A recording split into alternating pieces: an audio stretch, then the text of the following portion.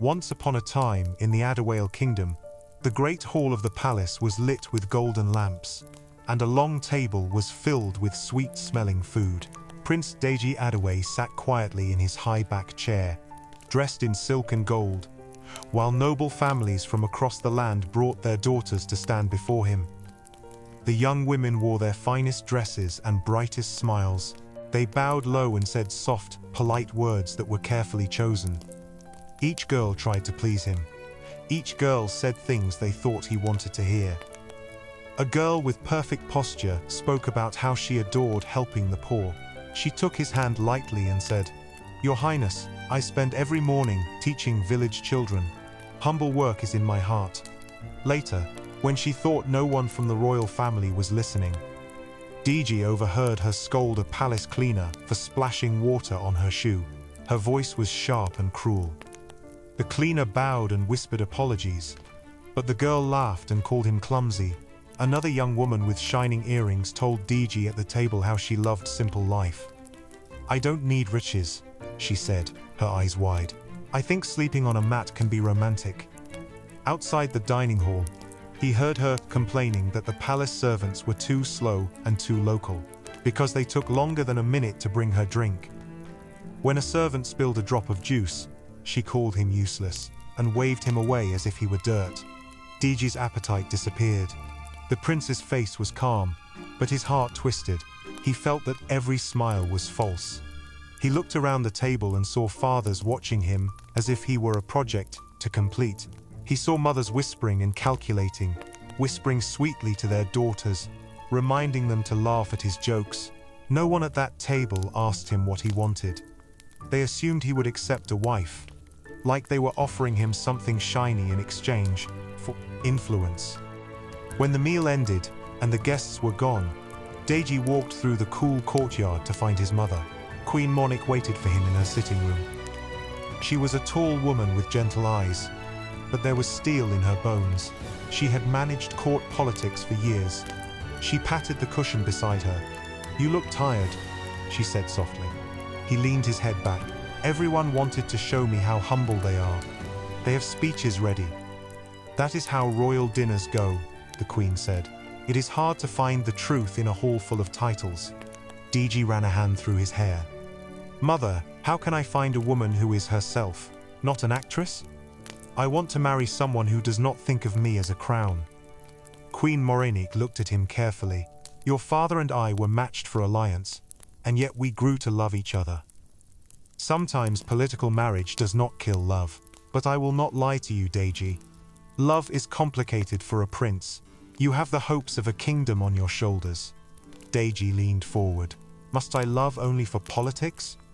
"Marriage is not only about feelings," the Queen replied. "It is also about peace between powerful families. Your father thinks Minister Kalu's daughter is a wise choice. Minister Kalu controls many people. His support keeps trouble away. If you marry his daughter, the kingdom stays strong." "I don't even know her," Deji said, frowning. "Father speaks of her as if she is a bargaining chip. How do I know she is not like these others?" The Queen sighed. "I have seen Minister Kalu's ambition. He wants to be close to the throne. He will push you. But his daughter Zina may surprise you. We know little about her heart. She rarely comes to palace events. She works in a children's center. Perhaps she is kind." Deji shook his head. "Kindness at the palace may be a show. I want to see people when they think no one important is watching." His voice grew stronger. "If I cannot find love in plain sight, I will look elsewhere. Not in gilded halls." Queen Morenique tilted her head. "Be careful, Deji. Love hidden in shadows can be dangerous. Do not lose yourself chasing purity." "I would rather risk danger than live a lie," he replied. "If I marry a woman who only loves my title, I will always wonder if my heart matters." "Your heart matters to me," the Queen said, laying a hand on his shoulder. "But if you go to look for truth, remember you are not just you. You are the prince. The world will judge your every move. Your father will not be pleased if you refuse to meet Zina." "I will talk to him," Deji said. "He will understand I need time." That night, Deji visited his father, King Adderwale, in the study. The king sat behind a large wooden desk, studying documents that shaped the kingdom's future. He looked up, noticing the tension in his son's face. "Father," Deji began, "I know you and Minister Kalu have plans for me to meet his daughter. I cannot agree to marry a woman for politics alone. I need to see if she is genuine." King Adewale's eyebrows rose. "Deji, I know you dream of love. I also dreamed of love when I was young, but I learned that kings do not always get to choose like farmers. The world is complicated. Minister Kalu controls money and soldiers. He whispers into the ears of other chiefs. If he becomes angry, he can slow our roads, raise food prices. We must be wise." "What if his daughter does not want to marry me either?" DG asked. "Should we be forced to be pawns in his game?" "Politics is not always a game," the king said. "Sometimes it is a bridge to keep war away. You can marry for love in your heart, but you must marry for peace with your hand. Visit Zina. Learn who she is. If she is kind, maybe love will bloom." "I want to see people outside the palace," Deji argued. "I disguise myself and work among common people. I can find someone who treats poor men with respect. I can see their hearts when they don't know I am watching." "Disguise yourself," King Adewale raised his voice. "You want to hide your identity. You could be harmed. You are the heir to the throne. Your safety is not only yours, it belongs to everyone who loves you. I cannot allow you to risk your life for some social experiment." DG met his father's eyes. "Then I ask you as your son, not your heir. Let me see the kingdom from the ground. Let me feel the weight ordinary people carry. How can I lead them if I do not understand their daily struggle? I will not be reckless. I will take only a small number of guards disguised too. I will be careful. This is important to me." The king leaned back, fingers on his beard. He watched his son in silence. Then he sighed, a sound heavy with years of carrying a crown. "Your will has always been strong, DG. You get that from your mother. If I say no, you will find another way. Very well. I will allow this, but you must be wise. You will go for a short time. You will check in with me through bio. And you will not endanger the kingdom." A flicker of relief crossed Deji's face. He thanked his father and bowed. "I will not dishonor our family, father. I promise." "Remember the power of secrets," the king warned. "Secrets can protect you, but they can also build walls in your heart. Do not forget who you are." DG left the study and called for his loyal aide, Bio. Bio had been raised alongside him. He knew palace secrets but held them tight. They met in Deji's private rooms where he explained his plan. He would disguise himself as a simple man and join the construction site of the new luxury hotel his family was building. It was a project under royal funding, run by contractors. Lots of workers came from different cities. It would be easy to blend in and listen. Bio frowned. "Your Highness, this is risky. You have never carried Smithent. Your hands are soft. You speak like a prince. Workers will notice." "I will learn," Deji said. "I will make my hands calloused. I will speak less and listen more. We will change my clothes. Give me old boots, faded jeans, a simple shirt. We will cut my hair shorter. If I am too clean, people will suspect. If I am too dirty, I will look like I am hiding something. We must find the right balance." Bio sighed but began to help. He found worn-out clothes from the palace storerooms. He rubbed dirt on them, cut them to look frayed. He found a hat to shadow Deji's face. "We need a name," he said. "Dio," Deji replied after a moment's thought. It sounded close to his real name but different enough. "Call me Dio. It means joy. I hope to find joy in truth." They worked through the night. Bio practiced speaking roughly, teaching Deji how to drop his voice and use fewer words. "Do not say things like perhaps or indeed," Bio said. "Say maybe or don't answer with words at all. Nod. Laugh. Watch how workers move. They do not always speak politely. They call the foreman sir, but they shout at each other. If someone insults you, do not reply like a prince. Smile or ignore. If you appear proud, they will think you are pretending." Deji listened. It was strange to have his own aide correct his language, but he appreciated it. When dawn came, he stood before his mirror and barely recognized himself. The gold rings were gone. His silk was replaced by a rough cotton shirt. He looked older and tired. He put on the hat. Bio looked him over. "You are still too neat. Wait." He dipped his fingers in a basin of muddy water and lightly rubbed dirt on Deji's face and arms. "Now you look like you've been in the sun." He stepped back. "Don't smile too much. Workers do not smile while working." Deji laughed softly.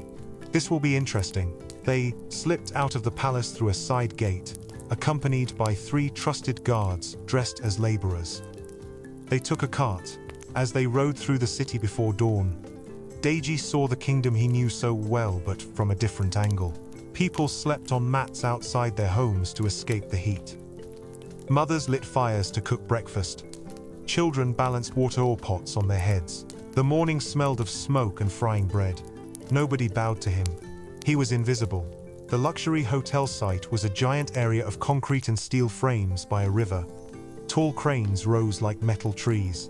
Workers in boots and hard hats moved everywhere, carrying blocks, mixing cement, shouting to each other over the roar of generators. Dust hung in the air. There were tents where workers ate and rested. On one side, a half-finished building stood with glass installed only on some floors. On the other side, stacks of bricks lay in neat rows. Deji's heart raced. He had never seen this place so closely. He had only viewed plans and budgets. Now he smelled oil and sweat. He and his group walked toward the office where new workers registered.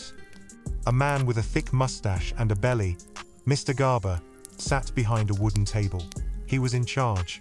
He wore a bright safety jacket and a hard hat. His voice was loud. "What do you want?" Mr. Garber asked, eyeing them without kindness. "We want to work," Bio replied, using a lower voice. "We can carry, we need jobs." Mr. Garber laughed. "Everyone needs a job. You look new. Where are your tools? Where is your experience?" "We will learn," Deji said quietly. He kept his eyes down. Mr. Garber looked at Deji's hands. They were still softer than most. "You are too clean. Have you ever lifted a hammer?" He smirked. "But we need bodies. The hotel owners want progress. You can work. You will start at the bottom. Carry cement. Mix concrete. Do not complain. One mistake and you leave." Deji nodded. Mr. Garber signed them in and pointed toward a pile of cement bags. "Dio," he said, reading Deji's new name from the paper. "Go with them. Do not be lazy." Deji looked at the heavy bags. He had never lifted such weight. He bent, gripped the bag, and felt its full force in his arms. It was heavier than he imagined. His muscles strained. The bag scratched his skin. He walked slowly, knees shaking. Workers around him laughed. "See how the new boy walks like a duck," one shouted. "Hey city boy, this is not a fashion show." Another worker, a short man with a quick grin named Kunle, whistled. "Dio, do they feed you only water? You look like you will break." Deji wanted to answer smartly, but he remembered Bayo's warnings. He smiled and kept walking. The bags seemed to double in weight by the time he reached the mixer. He dropped it and gasped for breath. Dust clouded around him. He wiped his forehead. His arm muscles burned. Another bag awaited. By midday, his body ached. He had blisters on his palms. Mr. Garber shouted directions from a shaded area, never lifting anything himself. When Deji slowed, Garber barked. "Move! The cement will dry before you reach the mixer." "You think this a holiday?" Rich visitors came to tour the site. They wore shiny shoes and took pictures. Some pointed at workers and laughed. Deji heard a young woman say to her friend, "Look at their hands. Imagine being married to someone like that." They giggled as if poor men were characters in a play. Deji felt anger rise but kept his head down. He was learning. He watched workers share food, laugh, and insult each other like family. He saw them tease and push, but when one man dropped a heavy beam on his foot, another rushed to help. They complained about low pay. They called Mr. Garber names behind his back. They guessed how much money the royal family was spending on the hotel, and joked about how little reached their pockets. At the end of the day, exhausted and dusty, Deji sat under a tree. His back throbbed. His clothes clung to him with sweat. He looked at his hands and saw small cuts. He had never felt this kind of pain. Yet he felt alive. He felt part of something real. No one here cared about how he looked. They only cared if he worked. He had been insulted, but it had not wounded his pride like false praise. It felt honest. He heard his name. Dio, Bio said, handing him a metal cup filled with water. Drink. We have survived day 1. Deji smiled weakly. I think my arms will fall off. Bio laughed softly. Your Highness, you asked for the truth. Truth is heavy. As the sun set, they gathered their simple belongings and prepared to sleep in a tent like the other workers. A few workers sang quietly. Their voices were rough but warm. Deji lay on a mat, feeling the hard ground under his back for the first time. He closed his eyes and thought of the palace bed he had left behind. He smiled to himself. For the first time in a long while, he felt a sense of possibility that came not from being a prince, but from being a man among other men. He drifted to sleep to the sound of crickets and tired breaths. The morning light filtered through the thin cloth of the workers' tent, waking Deji before dawn. His muscles protested as he sat up. Every movement reminded him of the previous day's work. He stretched slowly, wincing.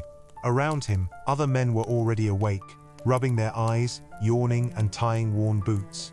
Smoke drifted from a small fire where someone boiled water for tea. Deji stepped outside and inhaled the cool air. It was peaceful for a moment, with the sky painted with streaks of pink and blue. Then, as the sun rose, the site exploded with activity. Voices shouted orders, machinery roared, and dust began to rise. He joined the line of workers waiting for assignments. Mr. Garber's voice cut through the morning chatter. Today we pour concrete. Dio, take that wheelbarrow. Fill it with sand from the pile by the gate. Move quickly. Deji rolled the empty wheelbarrow across the uneven ground.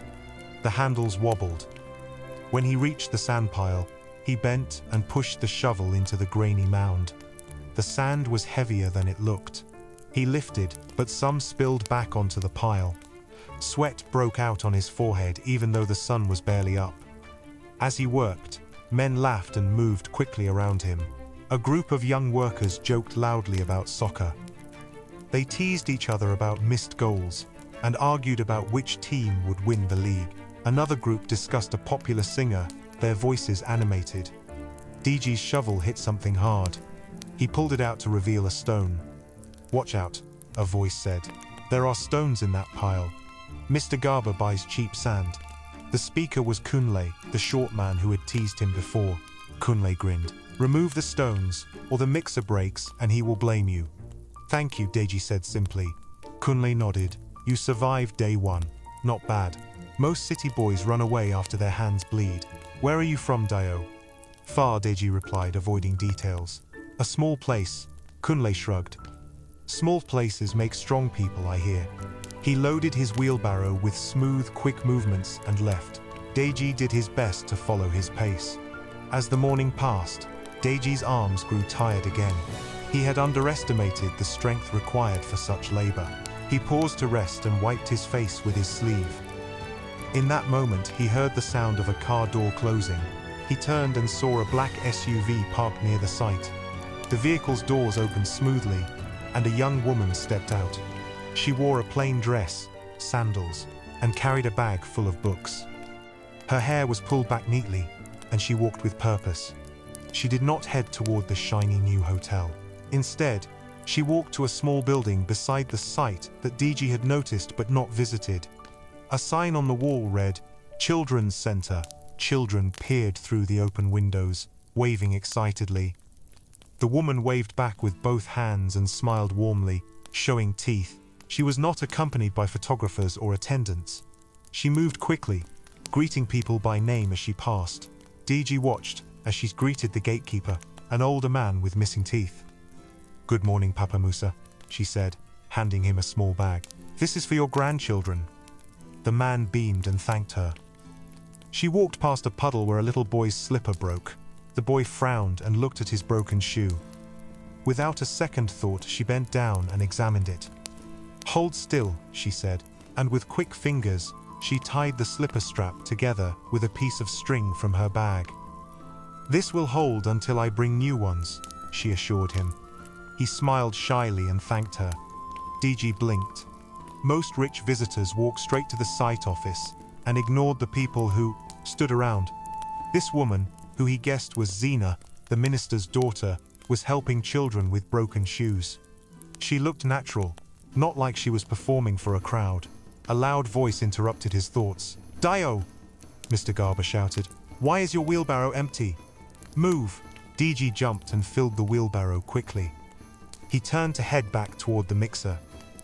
The wheelbarrow was heavy and his arms shook again. As he pushed, the wheel hit a rock, and the entire load of sand tipped sideways, spilling onto the dusty ground near the children's center entrance. A chorus of gasps and laughs erupted around him. Several young workers pointed and laughed. "Look at Dio," one shouted. "He pours sand like he is feeding chickens." Another snapped a picture with his phone, capturing the moment of embarrassment. Mr. Garber's face turned red. "Dio, you incompetent fool!" he shouted, walking quickly toward him. "Are you blind? Pick it up! Pick it up! You think we have time to waste? The mixer is waiting. Pick up the sand now, or go home." DG bent down to scoop the sand back into the wheelbarrow. His hands dug into the rough grains. The sun beat down on his back. His face burned with shame. He had never been spoken to like that in public. He bit his tongue to stop himself from responding as a prince. He reminded himself he was Dio. As he shoved sand back into the wheelbarrow, a shadow fell over him. A second pair of hands appeared beside his, scooping sand with purpose. DG looked up and froze. It was the woman from the SUV. Her hands dug into the sand, her dress getting dusty. Her face was calm. She worked silently, ignoring the stares of the workers and the angry eyes of Mr. Garber. "What are you doing, Miss Zena?" Mr. Garber sputtered. "This is not your job. Your hands are not meant for this." She did not even look at him. "Work is not dirt," she said, her voice clear and steady. "Wickedness is dirt. This sand must go back in the wheelbarrow." Will shouting, "Put it there," she continued to scoop. DG stared at her, stunned by her boldness. He had expected her to be proud like the other rich girls. Instead, she was helping a stranger carry sand. The other workers whispered. Some stopped laughing.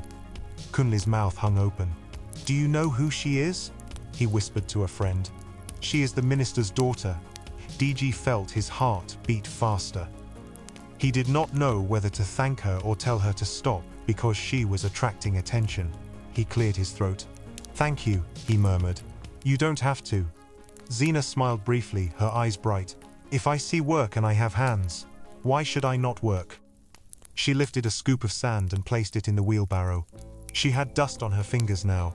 "My name is Zena. You are Dio?" "Yes," Deji replied simply, trying to hide his shock. "Well, Dio," she said with a small laugh, "you will learn to move faster.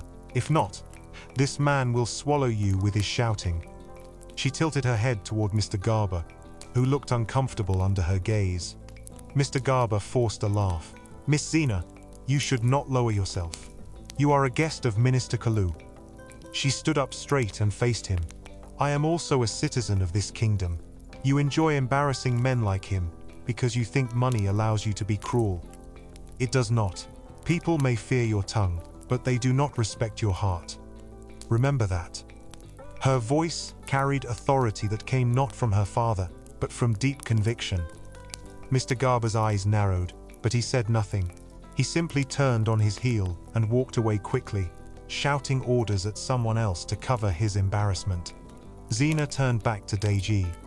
"Hurry now, before this sand becomes our home," she said lightly. DG nodded and continued to shovel until the wheelbarrow was full. He lifted the handles and pushed with renewed determination.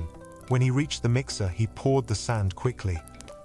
As he returned the empty wheelbarrow, he saw Zena speaking to a woman who sold food near the site.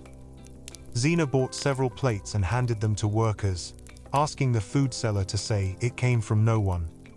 Deji watched from a distance. She did not wait for thanks or applause. She simply walked away when she was done, leaving the workers whispering. Later, during lunch, Deji sat under a tree with Bayo and Kunle. They ate rice from small bowls. Deji glanced at the children's center. He saw children gathered around Zena, who sat on a mat reading a book to them. Her voice floated across the dusty air, calm and warm. The children laughed at something she read. Deji felt something stir inside him. She looked different from the women he had met at the palace. She did not wear heavy jewelry. She wore simple clothes. She did not speak for praise. She acted without expectation. Kunla noticed his stare and grinned. "You like Miss Zina? Forget it, Dio. She is a star in the sky. Her father is Minister Kalu. You are just a boy with a shovel." Deji smiled and shook his head. "She helped me because she is kind. That is all." Kunla laughed. "Kind? She will marry Prince Deji one day. You know that, right? The minister wants it. She will wear crowns. She will forget this place. Do not waste your heart." Deji felt a strange mix of feelings. He remembered his father's words. This girl, who laughed with children and carried sand, was meant to be his bride, but he was meeting her as Dio, a poor worker. He wondered which version of himself she would prefer. He wondered if she knew about the arranged marriage. He wondered if she would fight it. The afternoon sun burned high. Work resumed. Deji lifted more heavy bags, and his body complained. He did not see Zina again until evening, when he passed the children's center on his way to fetch water. She was sweeping the front yard, kicking up small clouds of dust. She hummed a song softly under her breath. He hesitated, then walked nearer. "Thank you for helping me earlier," he said. She looked up and smiled. "It was nothing." She leaned on the broom. "Your name, Dio. It means joy, right? Does this work bring you joy?" He chuckled. "My arms disagree, but I am here for a reason." He could not explain more.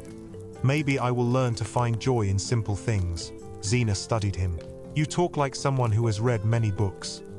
Most workers here do not speak like you." "I read sometimes," he said, choosing his words carefully. "Books show what is possible." "Books saved me when I was a child," she said quietly. "When my mother died, stories kept me company. That is why I read to these children. Stories open doors in their minds. Maybe they will walk through them and find something better than what we have." She looked up at the hotel skeleton rising behind them. "That building will be beautiful. But what about people inside?" Her eyes moved to the workers carrying steel rods. "Beauty means nothing if there is cruelty under it." Deji felt his throat tighten. He wanted to say that he agreed, that he was trying to change things, but he had to keep his disguise. Instead, he nodded. "You speak truth," Zina smiled. "Then work faster, Dio, mister. Garba will eat you alive if you slow down." She lifted her broom again and swept with strong strokes. "And be careful. People around here may pretend to be your friend, but they watch with different eyes." Her words were a warning. She returned to her sweeping, and Deji walked back to his tent, thinking about her. She had kindness and fire. She had eyes that saw beyond wealth. She was not the person he had imagined. That evening, when the site quieted and workers sat around small fires to eat, Deji saw Zina walk to her SUV. She carried an empty water bucket and a few empty plates. She placed them in the back of the vehicle and opened the door. Before she climbed in, she looked back at the site. Her eyes scanned the workers' tents, the half-built hotel, the children's center. She sighed softly, as if the weight of many lives sat on her shoulders. Then she got into the car and drove away into the evening light. Deji watched until the car disappeared. He sat by the fire, silent. Bayo joined him. "Are you thinking about her?" Bayo asked. "She is different," Deji replied. "Do not forget why you are here," Bayo said. "You wanted to see how people treat poor men. She treated you well. But she is Minister Kalu's daughter. Her father plays politics like chess. Do not let kindness blind you." "I know," Deji murmured. He stared at the flames. "But today, I saw a woman who carried sand with her hands and told a powerful man that wickedness is the dirt. That is worth remembering." The stars came out slowly, and the night cooled. The workers told stories of their villages, and laughter echoed across the site. Deji listened more than he spoke.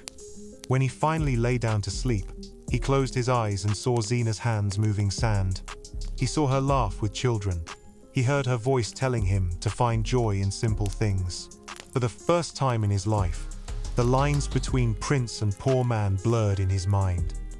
He drifted to sleep with dust still under his nails, and the sound of her humming still in his ears. Inside a grand house on the other side of the city, Minister Kalu sat in a leather chair in his study. His fingers tapped the armrests, a sign that his mind was calculating.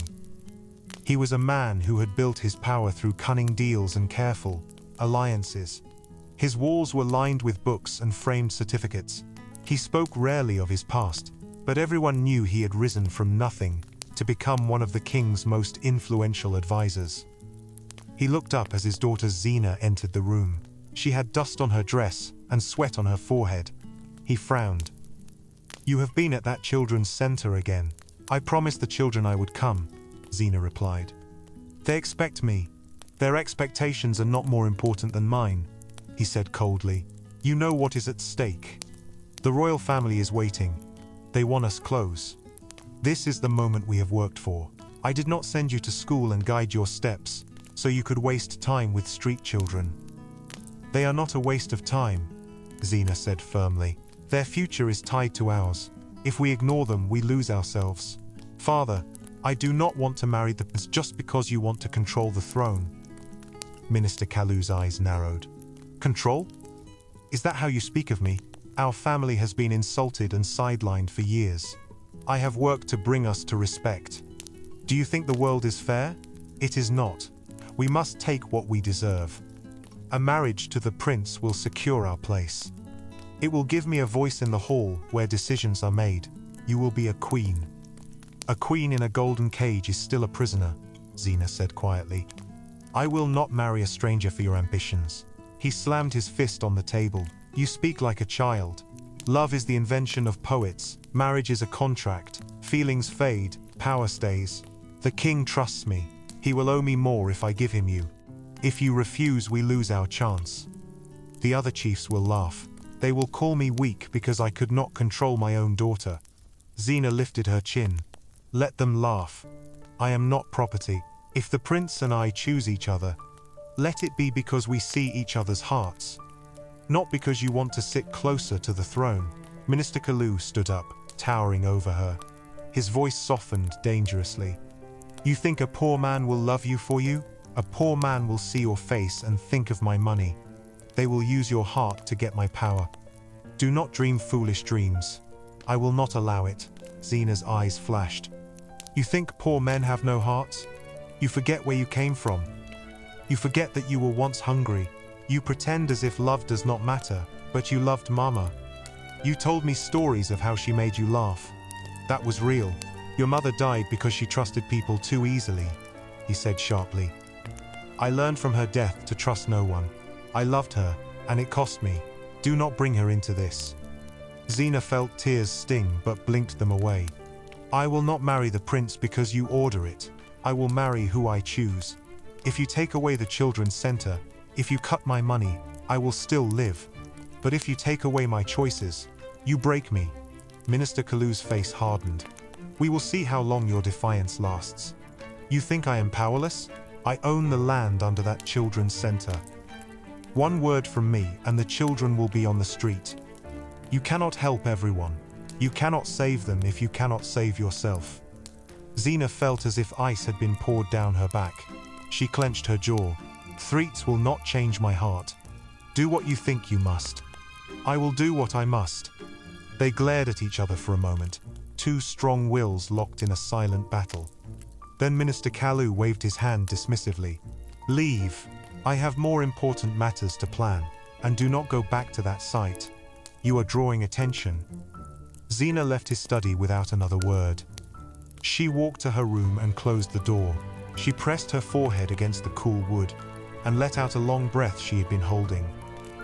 Her father's words echoed in her mind. He would destroy the center if she disobeyed. She felt trapped between her love for the children and her own freedom. Meanwhile, at the construction site, Deej worked and listened. He noticed how wages were delayed. Some workers whispered that they had not been paid for 2 weeks. Others said money was being stolen by the contractors, and that no one cared because the building was owned by the royal family. "The prince sits in gold while we bleed," one man grumbled. "He does not know we eat once a day. If he knew, maybe things would change." Deji's heart clenched.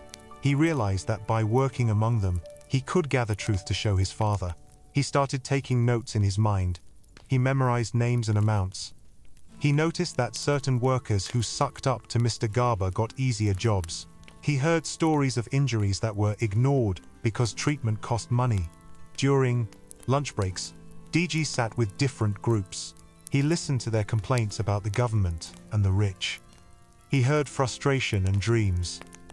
He saw the resilience in their jokes. They teased him for being slow, but they also helped him learn how to mix cement properly. A tall man named Sani showed him how to balance blocks on his shoulder. "Hold your arm like this," Sani said, demonstrating. "Use your legs, not your back, or you will be old by 30. DG followed and found it easier. He also noticed Kunle watching him carefully. Kunle's eyes narrowed when DG spoke.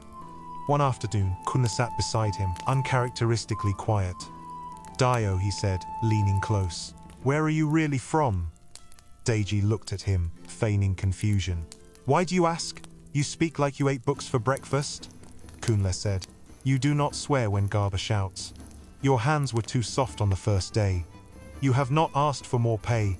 "Who are you?" DG forced a laugh. "I am just a man who needed work," he answered. "Does it matter where I am from?" Kunle shrugged. "Maybe not. But secrets grow heavy. Be careful. Some people here will not like hidden things. They look for ways to drag others down. I care if you are rich or poor. If you are good, I will stand with you. But watch those who smile too much. They are usually the ones who will stab you." Deji nodded, absorbing Kunle's words. He appreciated the unexpected warning. He also sensed that Kunle had his own story, his own pain that made him wary. Deji wished he could be honest, but he could not break his cover. It would endanger everyone. At the palace, Queen Monarchy observed her son's absence. She noticed a bruise on his arm when he snuck into his room late one night to change clothes. She asked him, "How did you get hurt?" "I hit my arm on a beam," he answered. "You have never worked with beams," she said softly. She studied his face. "Are you keeping something from me?" "I promise father to be careful," he said. He kissed her cheek. "I need this, mother. I need to see the truth with my own eyes. Will you trust me?" She looked at him, the boy she had held in her arms when he was small. Now a man hiding behind a poor man's name. She nodded, slowly. "I will trust you," she said, "because you have never broken my heart. But remember, the truth can cut. Protect yourself, and do not let pride make you careless." She then sought out Bio when Digi was away.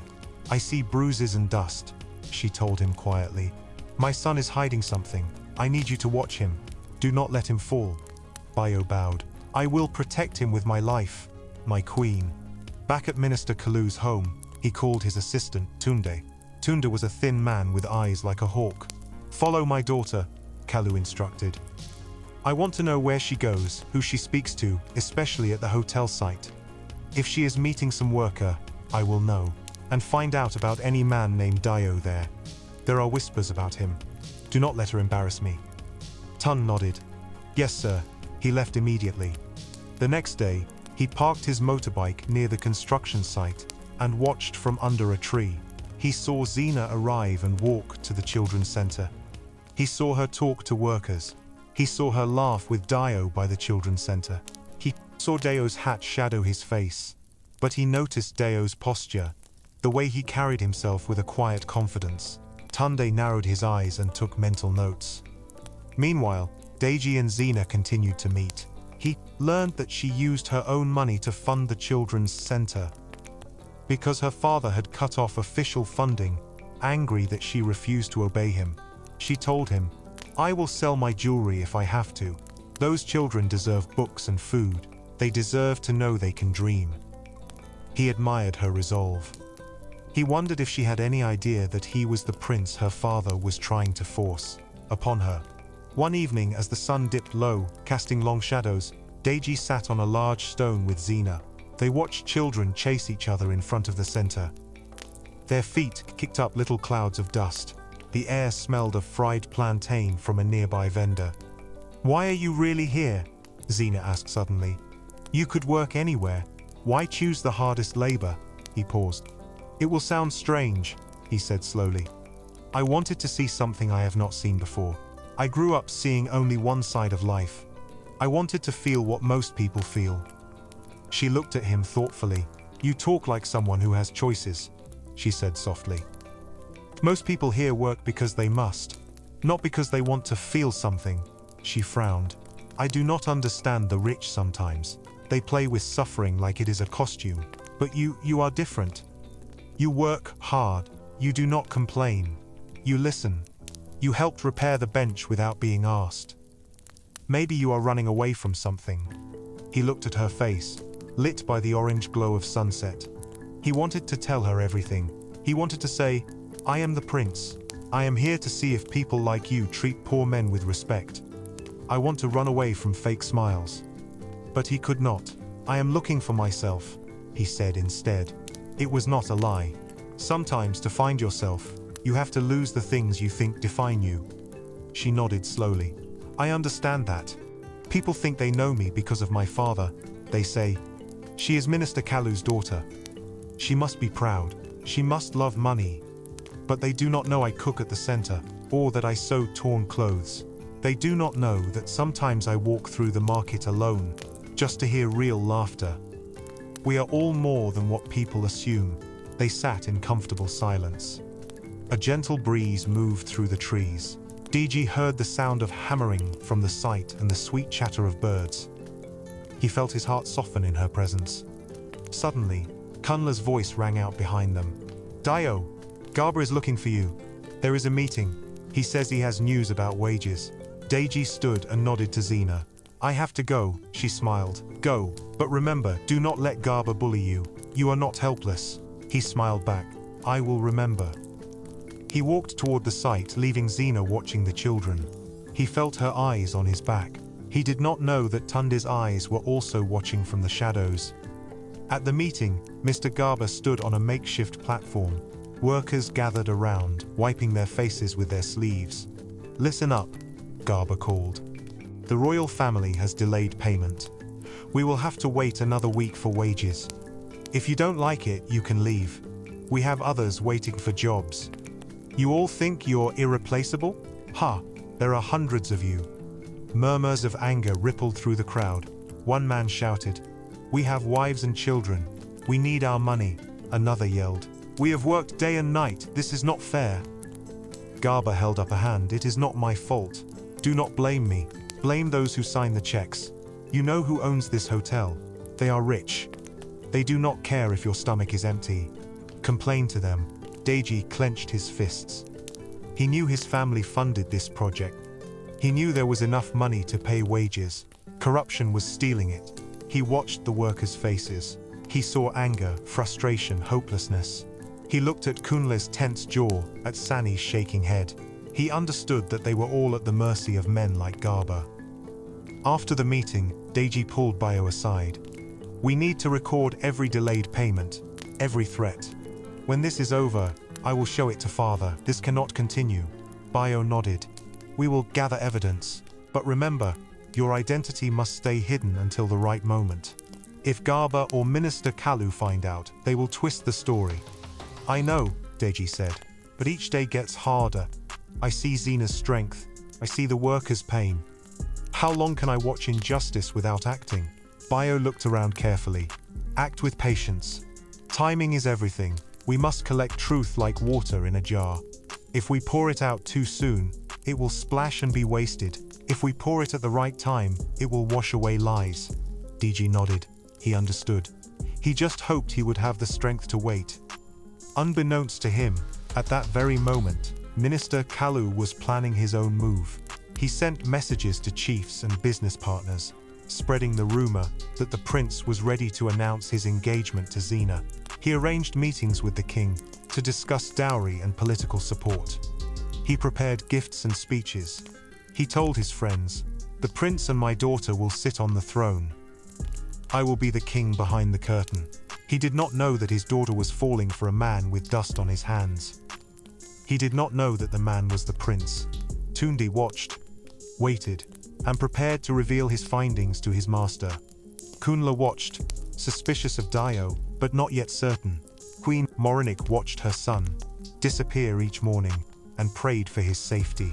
King Adewale watched political pressures mount and wondered if his son would agree to the marriage. The pieces on the chessboard were moving. Each person believed they controlled the game, but none of them knew all the secrets in play. DG felt the weight of his disguise pressing heavier, and Xena felt the grip of her father's plans tightening around her. The wind over the construction site carried the sound of hammers, laughter, and whispers of an approaching storm. The air was thick with tension the next morning. Tunde, with his sharp eyes, had followed Xena the previous day and reported back to Minister Kalu. He told him about the laughter she shared with a worker named Dio. He did not know Dio's real identity, but he saw the look on Xena's face. He saw the way she leaned in when she spoke to him. He saw the softness in her eyes that she never showed her father.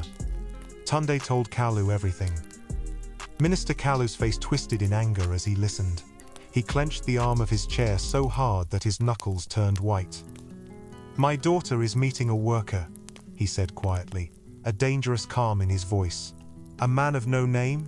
Does she think she can shame me?" "She seems attached to him," Tunde said. "They talk alone," she smiles. "He must be more than he pretends.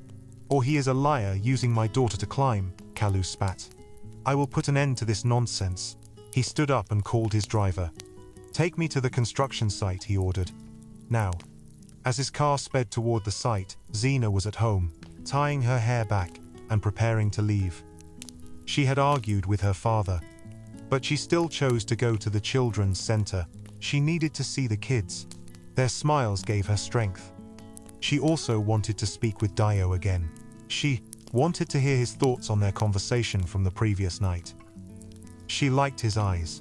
They held understanding and something she could not yet name. "Be careful," her maid, Said, whispered, as she handed Xena a bottle of water. "Your father is angry." "I know," Xena replied, "but I cannot live in fear." She hugged Said and walked out, determination in her steps. At the site, DG carried blocks, his muscles aching. He still thought about Xena's words. He had not been able to sleep well. In his mind, he replayed the conversation with Kunle. He wondered how long before suspicion turned to discovery. He wondered how to protect Xena from her father without revealing himself too soon. Tunde arrived first and found a spot where he could watch without being seen. He saw Xena's car arrive. He saw her step out and walk toward the children's center. A minute later, he saw Minister Kalu's car pull up. The powerful man stepped out quickly, eyes scanning the area. He moved with purpose, his shoes kicking up dust. Several armed men flanked him. "Miss Xena is at the center," Tunde whispered to his boss. "Stay back," Kalu instructed. "I will handle this." He straightened his jacket and walked toward the center. Xena was in front of the building, talking to Dio. They stood under the shade of a tree. Children ran around them, shouting and playing. Their laughter masked the tension that was about to erupt. Deji saw Kalu before Xena did. He recognized him from palace meetings. His heart jumped. He whispered, "Xena." She turned and saw her father marching toward them with fire in his eyes. She instinctively stepped back, placing herself between her father and Dio. Minister Kalu stopped a few feet away, his chest heaving. "What is this?" he demanded, his voice loud enough for workers to hear. "You come here after I forbade you. You talk to a laborer. Do you want to humiliate me publicly? Have you forgotten who you are?" "Father," Xena began, but he cut her off. "You will not speak back to me in front of these people," he roared. He turned to Deji, his glare piercing. "And you, who are you? Why are you talking to my daughter? Are you trying to steal what is not yours? How dare you?" Deji kept his voice calm and low. "She was just thanking me, sir. I did nothing wrong." Kalu laughed bitterly. "Thanking you? For what? For mixing cement? Do you think because you throw sand you are equal to us? Let me remind you, you are poor. My daughter is not your friend. She is the minister's daughter.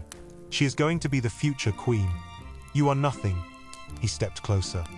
"If I ever see you near her again, you will regret you were born." Xena stepped in front of Dio. "Do not speak to him like that," she said, her voice shaking but strong. "He is a man. He deserves respect." Kalu's eyes widened in disbelief. You dare to defeat him? A hungry man chasing your money? A poor man has no right to dream of you. This is exactly why I wanted you away from here. You pick up stray dogs and think they are wolves. You will learn the difference. The workers nearby had stopped what they were doing. They were watching, mouths open. No one dared move. The children froze, sensing danger. Mr. Garber stood in the distance, curiosity on his face. Zena lifted her chin.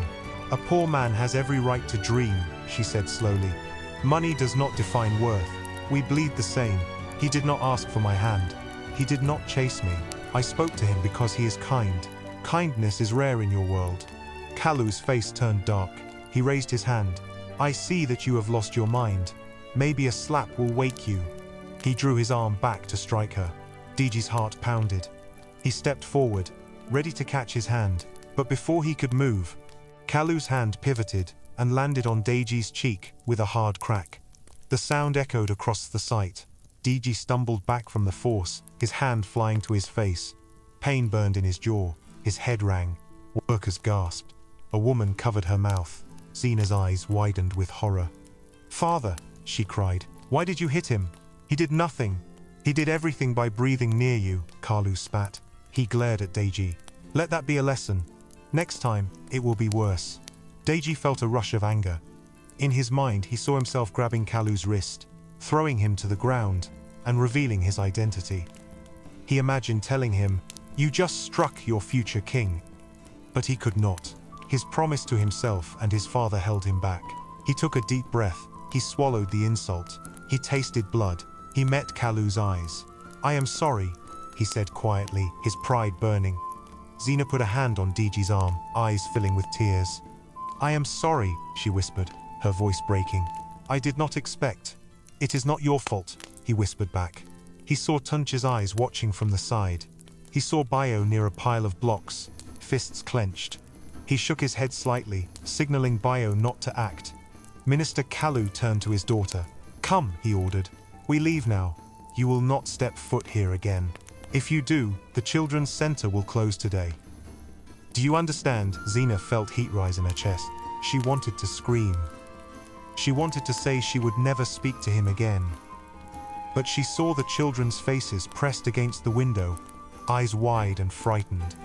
She remembered their voices calling her name, needing her. She could not risk losing the center. She took a shaky breath. I will go, she said quietly. But do not threaten them again. They are not my concern, Kalu said. He grabbed her wrist. She pulled it away but followed him. She turned her head and looked at Deji one last time. The pain in her eyes struck him like another slap. As they walked away, Deji stood still. He touched his cheek. It throbbed. He could feel the shape of Kalu's fingers. Humiliation burned deep, the workers whispered. Some shook their heads. Kunle muttered, rich people think we are dogs. They think they can slap us like we belong to them. He spat on the ground. Bio walked up to Deji. His jaw was tight. He hit you, he said, his voice low. You should not have to take that. I know, Deji replied, forcing his voice to remain steady. But if I react, it will reveal everything. It will create chaos. This is not the right moment. He tasted bitter iron. He wiped Hare's mouth with his sleeve. He could not remember the last time someone had hit him. He felt anger. He also felt pain that he could not protect Zena from her father's cruelty. Kunle approached him and slapped his own chest. Dio, you are not weak, he said. He hit you, but you did not cry. Many men would fight back and be killed. You are wise. He looked at Deji with new respect. You are not like other rich men I have seen pretend to be poor. You feel. You bleed with us. I will stand with you. Deji nodded gratefully. He felt the support of the workers. Their respect mattered to him. Thank you, he said. I will not forget. Later that day, Deji continued to work with his face swollen. Zena did not return. He worried about her. He knew she would face her father's anger behind closed doors. He wanted to go to her house, to stand outside her window and tell her she was strong. He could not. He had to trust that she would find her way. At the palace that evening, Queen Monique noticed a dark bruise on her son's jaw. What happened? She asked, her eyes sharp with concern. It was nothing, he said. A minor accident. She touched the bruise gently. This is not from an accident. Someone hit you. He met her gaze. He wanted to tell her the truth, but if he told her who, she might react. He shook his head. It does not matter, mother. It will heal. It matters to me, she said quietly. I will not ask again, but know that my patience has limits. You are my son. I will not let you be hurt for a lesson. He kissed her forehead. I am careful, mother, and I will come back whole. She nodded, though worry still clouded her eyes. After he left, she turned to her personal aide and whispered, "Find out what is happening. Discreetly, but do not reveal you are doing it for me." Meanwhile, back at Minister Kalu's house, Zena sat in her room with her hands shaking. Her father had locked her in for the afternoon. He had shouted, "You will not shame me. You will not throw away our future for a construction worker." He had taken her phone. He had forbade her to leave. He had said he would speak to the king immediately. She felt like a bird in a cage. She looked out her window at the garden she used to play in as a child. Tears ran down her cheeks. She whispered to herself, "He did nothing wrong. I am the one who spoke. Why was he punished?" Her maid Sade slipped a small slip of paper through the crack under her door later that night. On it, she had written, "Do not lose hope. You are strong. We will find a way. The children need you." Zena folded the note and held it close. It gave her a tiny spark of strength in the dark room. At the construction site, Deji lay awake on his mat. His cheek pulsed with pain. He touched it gently. The slap had left more than a bruise. It had left a mark in his heart. He thought about his father's words. Secrets can protect you, but they can also build walls in your heart. He wondered how long he could keep building walls between his two identities. He thought about Zena's trembling voice saying, "Do not speak to him like that." He felt gratitude. He felt guilt that she had to suffer because of him.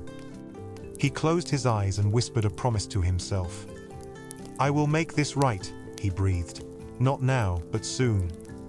He dreamt of sand slipping between his fingers and of Zena sweeping with rough hands. He heard Kalu's voice echo in his mind and Zena's reply. He woke before dawn with determination. Today, he would work harder. He would gather more evidence. He would watch and wait for the right moment to reveal the truth. But he would not let Kalu's cruelty break him. The bruise on Deji's cheek gradually faded over the next few days, but the memory did not. He worked with renewed focus, carrying blocks and mixing cement. He watched Kunle and Sani carefully. He made notes in his mind about who worked hard and who slacked.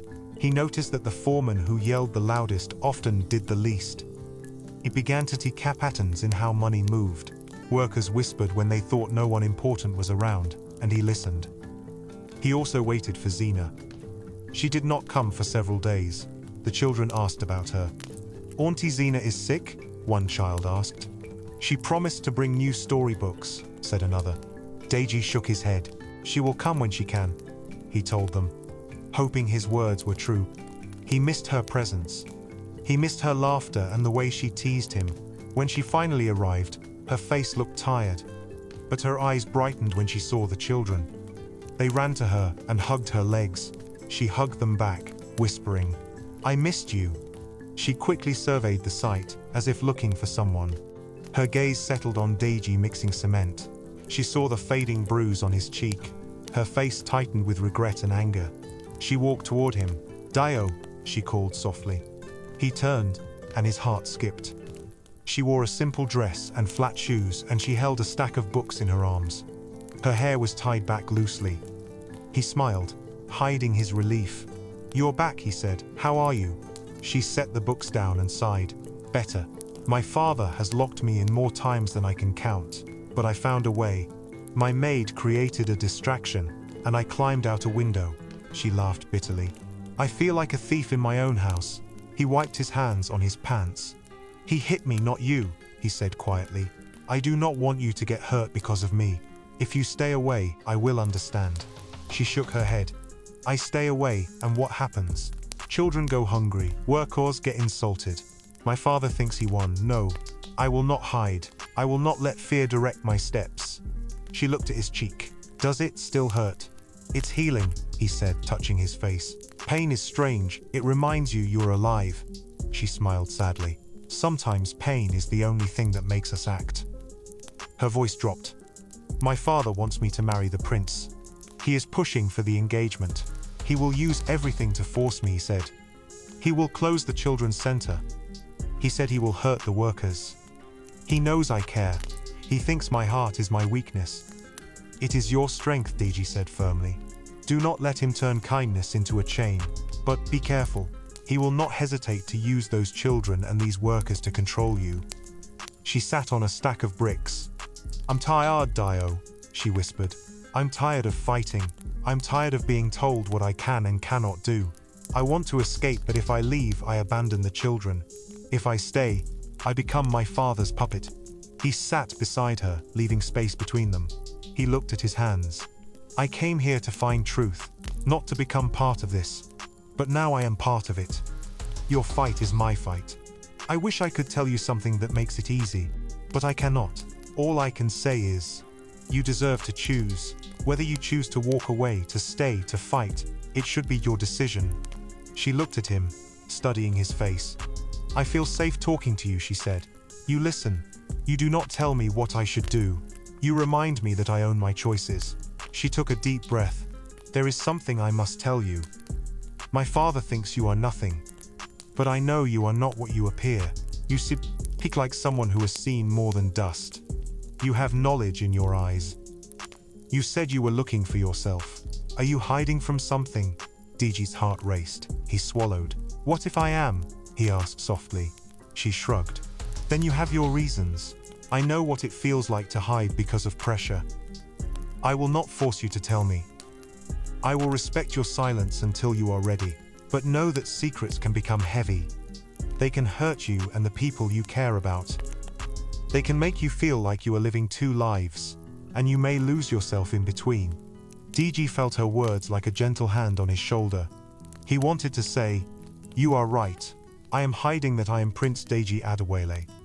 I am hiding that my father wants to marry you to me. I am hiding that your father slapped me, not a laborer. He wanted to confess. But he remembered his promise to Bio and the plan to gather evidence before revealing the truth. He stayed silent. Instead, he asked her about the children. He asked about what stories they liked. He asked about her dreams, if she could do anything without fear. She laughed and said she wanted to travel to see the ocean. She wanted to teach children how to swim so they would not drown when floods came. She wanted to plant mango trees in every yard. He pictured her by the ocean, hair blowing in salty wind, free of dusty construction sites and heavy obligations. Their conversations deepened over the next days. They sat in the shade after work and shared bits of themselves. Deji told her small things about his childhood without revealing his identity. He said he had climbed palace trees and fallen, breaking his arm. He said he had been taught to speak many languages. He said he had rarely tasted street food until recently. She laughed at his attempts to chew roasted corn without burning his tongue. She told him about her mother singing to her at night, about missing her laughter. She spoke of missing simple things, like buying oranges without bodyguards. She told him how she cut her hair short once, and her father almost fainted. He enjoyed seeing her lighten. In those moments he felt like a normal man, not a prince. He forgot for a heartbeat that he was lying. Yet he could not escape the tension around them. Workers still complained about wages. Mr. Garber continued to insult them.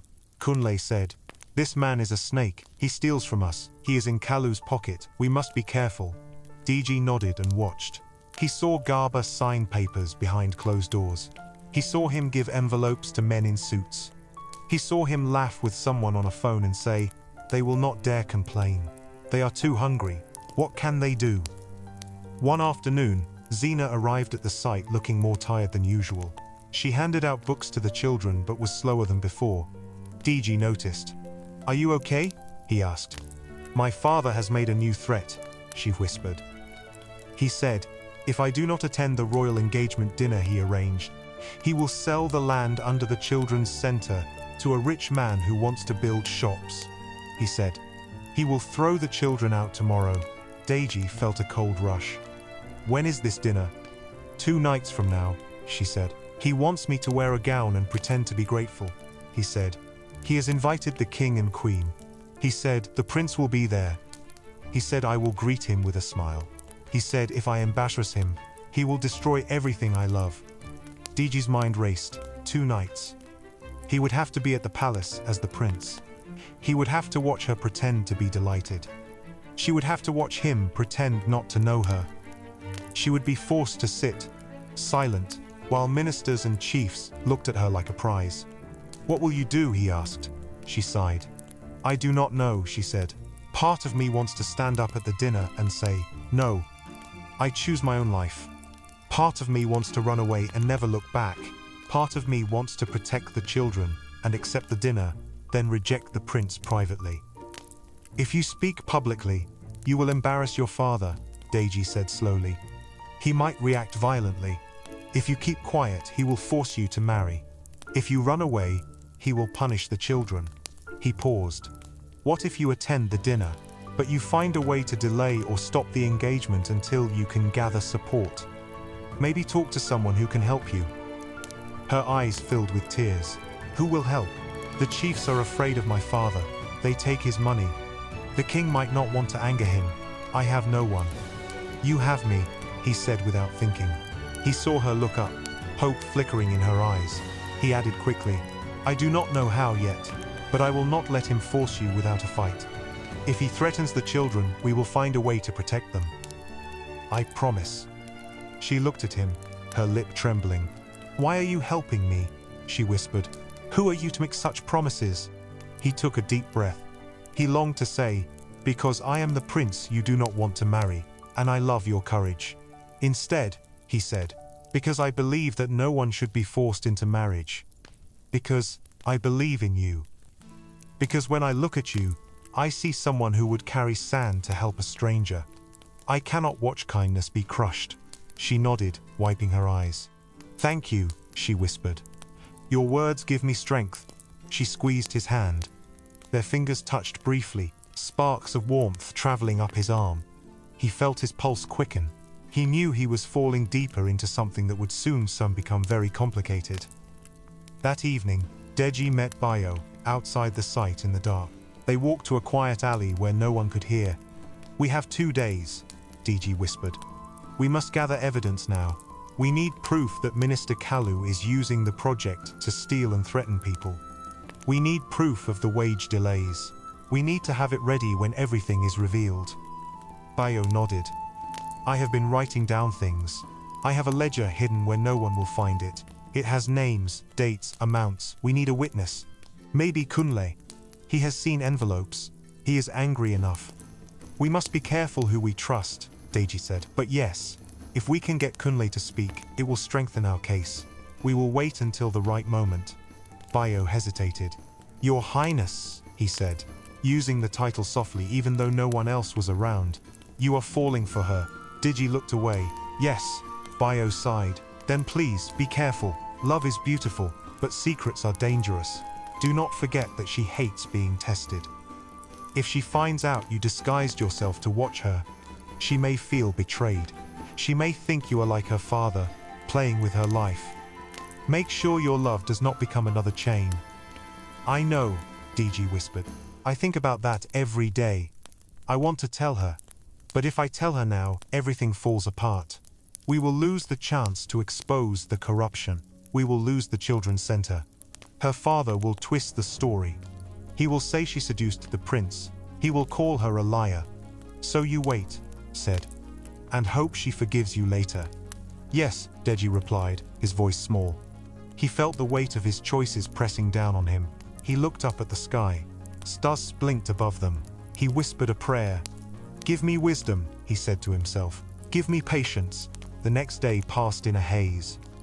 Deji worked, watched and waited. He saw Zena talk to the children and whisper instructions to Sadie about how to protect them if anything happened. He saw Kunle mutter under his breath while carrying rods. He saw Mr. Garber laugh with someone in a suit and slip an envelope into his pocket. He recorded it all in his memory. He felt the countdown to the dinner tick louder in his mind. Finally, the evening before the dinner arrived. Deji and Bayo sat by the fire with the other workers, eating yam and beans. The workers talked about soccer and politics. They teased each other. They argued about whether a certain politician would build roads or just lie. They laughed. It sounded like any other night, but Deji's heart beat faster. He knew tomorrow things would change. He looked around at the faces illuminated by firelight. He wondered who would hate him when they discovered he had been the prince all along. He wondered if Kunle would forgive him. He wondered if Sani would understand. He wondered if Zina would ever speak to him again. He went to bed with these thoughts swirling. Sleep was thin. Dreams came and went, full of confused images. His father's stern face, his mother's worried eyes, Zina carrying sand, Kalu's slap, children running, a crown shining. He woke before dawn, his heart pounding. He whispered, "Today," and took a deep breath. The morning of the engagement dinner was strangely calm at the construction site. Clouds hung low, hinting at rain. The workers moved more slowly than usual. Some complained about back pain. Others talked about going home early. Deji worked with them, but his mind was far away. He kept checking the horizon as if the dinner would appear like a storm. At midday, as he lifted a bucket of water, he heard whispers. "Minister Kalu is coming again," Kunle said. Deji felt his stomach tighten. He wiped his hands on his pants and glanced toward the gate. A convoy of cars approached. They stopped near the site office. Minister Kalu stepped out, wearing a crisp traditional outfit. His face looked smug. Behind him, security men fanned out. Mr. Garber hurried over, shaking hands and bowing. Kalu spoke quietly to him, and they both laughed. Then Kalu walked toward the children's center. He did not bring Zina this time. Instead, he carried an envelope. He handed it to the woman who supervised the center when Zina wasn't there. "Give this to Zina," he said loudly enough for people to hear. "It is the invitation to her engagement tonight. She better be ready on time. If she refuses to attend, I will take back my land. This center will be gone by sunrise," he smirked. The woman nodded nervously. Kalu turned on his heel and walked back to his car. Deji watched from behind a pile of bricks, fists clenched. The envelope glowed white in the sunlight like a threat. He wanted to snatch it, tear it, and throw it into the mud. He forced himself to stay still. He knew he had to keep his cover for a little longer.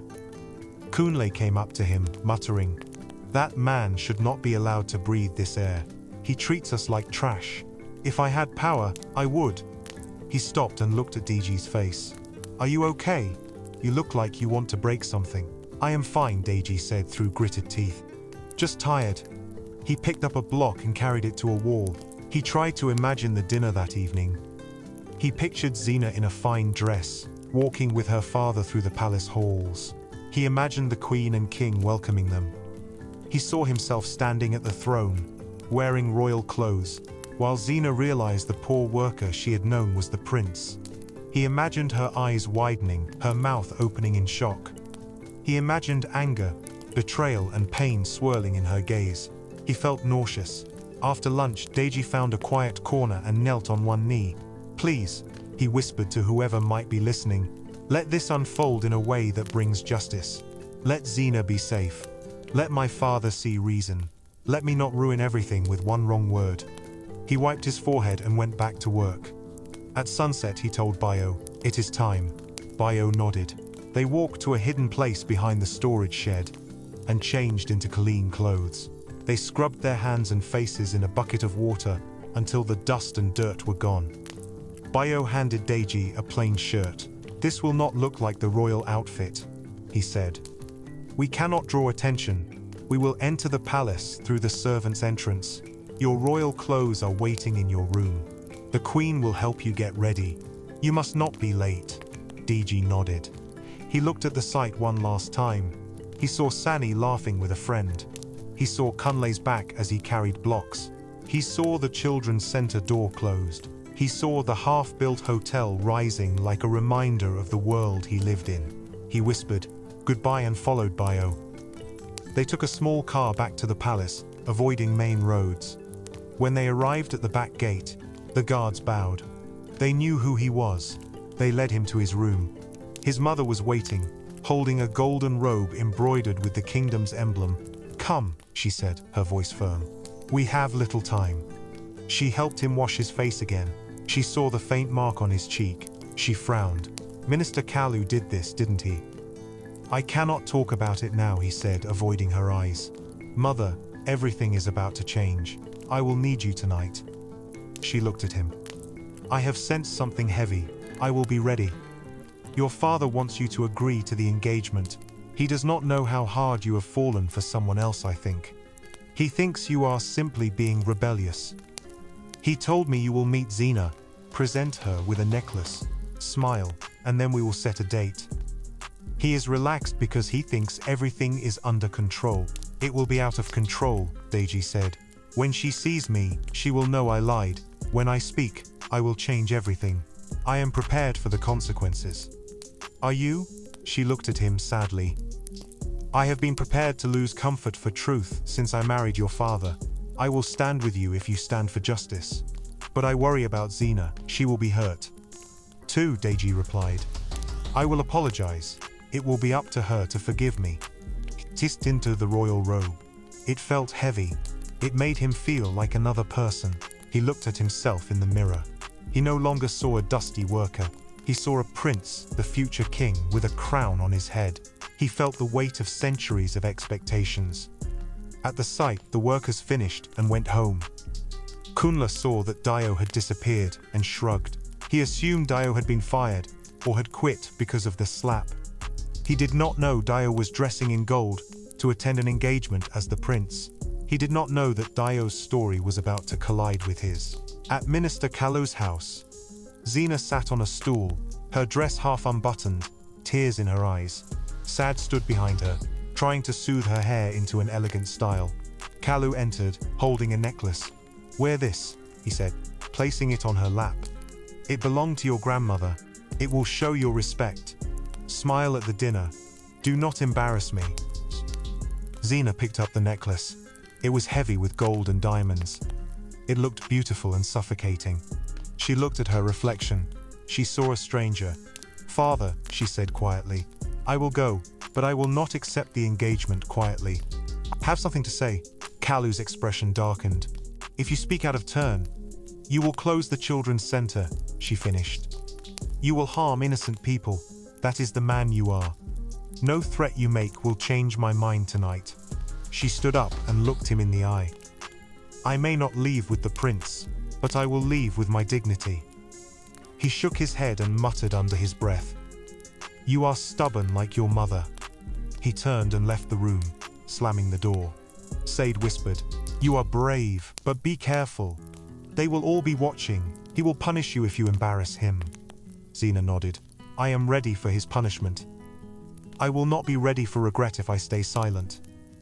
The palace was shining with candles when the guests arrived. Chiefs wearing flowing egbadas entered with their wives. Women wore head ties that looked like crowns. The air smelled of spices and perfume. Laughter and whispers mixed with the music from a live band playing soft tunes. The king and queen stood near their thrones, greeting people. King Adewale's face was calm, but his eyes darted around, watching for signs of trouble. Queen Moreniki smiled politely, hiding her worry. Deji stood at the side of the hall, near a table covered with gifts. He felt the eyes of nobles on him. They whispered among themselves, excited to witness the engagement between the prince and the minister's daughter. Some looked at him with envy. Others looked at him with expectation. He kept his face neutral, his mind spinning. The drums changed. A servant announced loudly, "Minister Kalu and his daughter, Zina Kalu." Heads turned. The heavy doors opened. Minister Kalu walked in, wearing a rich robe, his face shining with pride. Beside him, holding his arm, was Zina. She wore a light blue gown that flowed gracefully. Her hair was tied up with golden threads. The necklace he had given her sparkled around her neck. Her face was calm, but her eyes looked distant. Everyone murmured. They admired her beauty. They whispered about her kindness. They guessed how many cows Kalu would bring for her dowry. They did not see the storm behind her eyes. Deji's heart pounded. He watched her walk toward him. step by step, slow and measured. When she was close, she looked up. Their eyes locked. Recognition flashed across her face.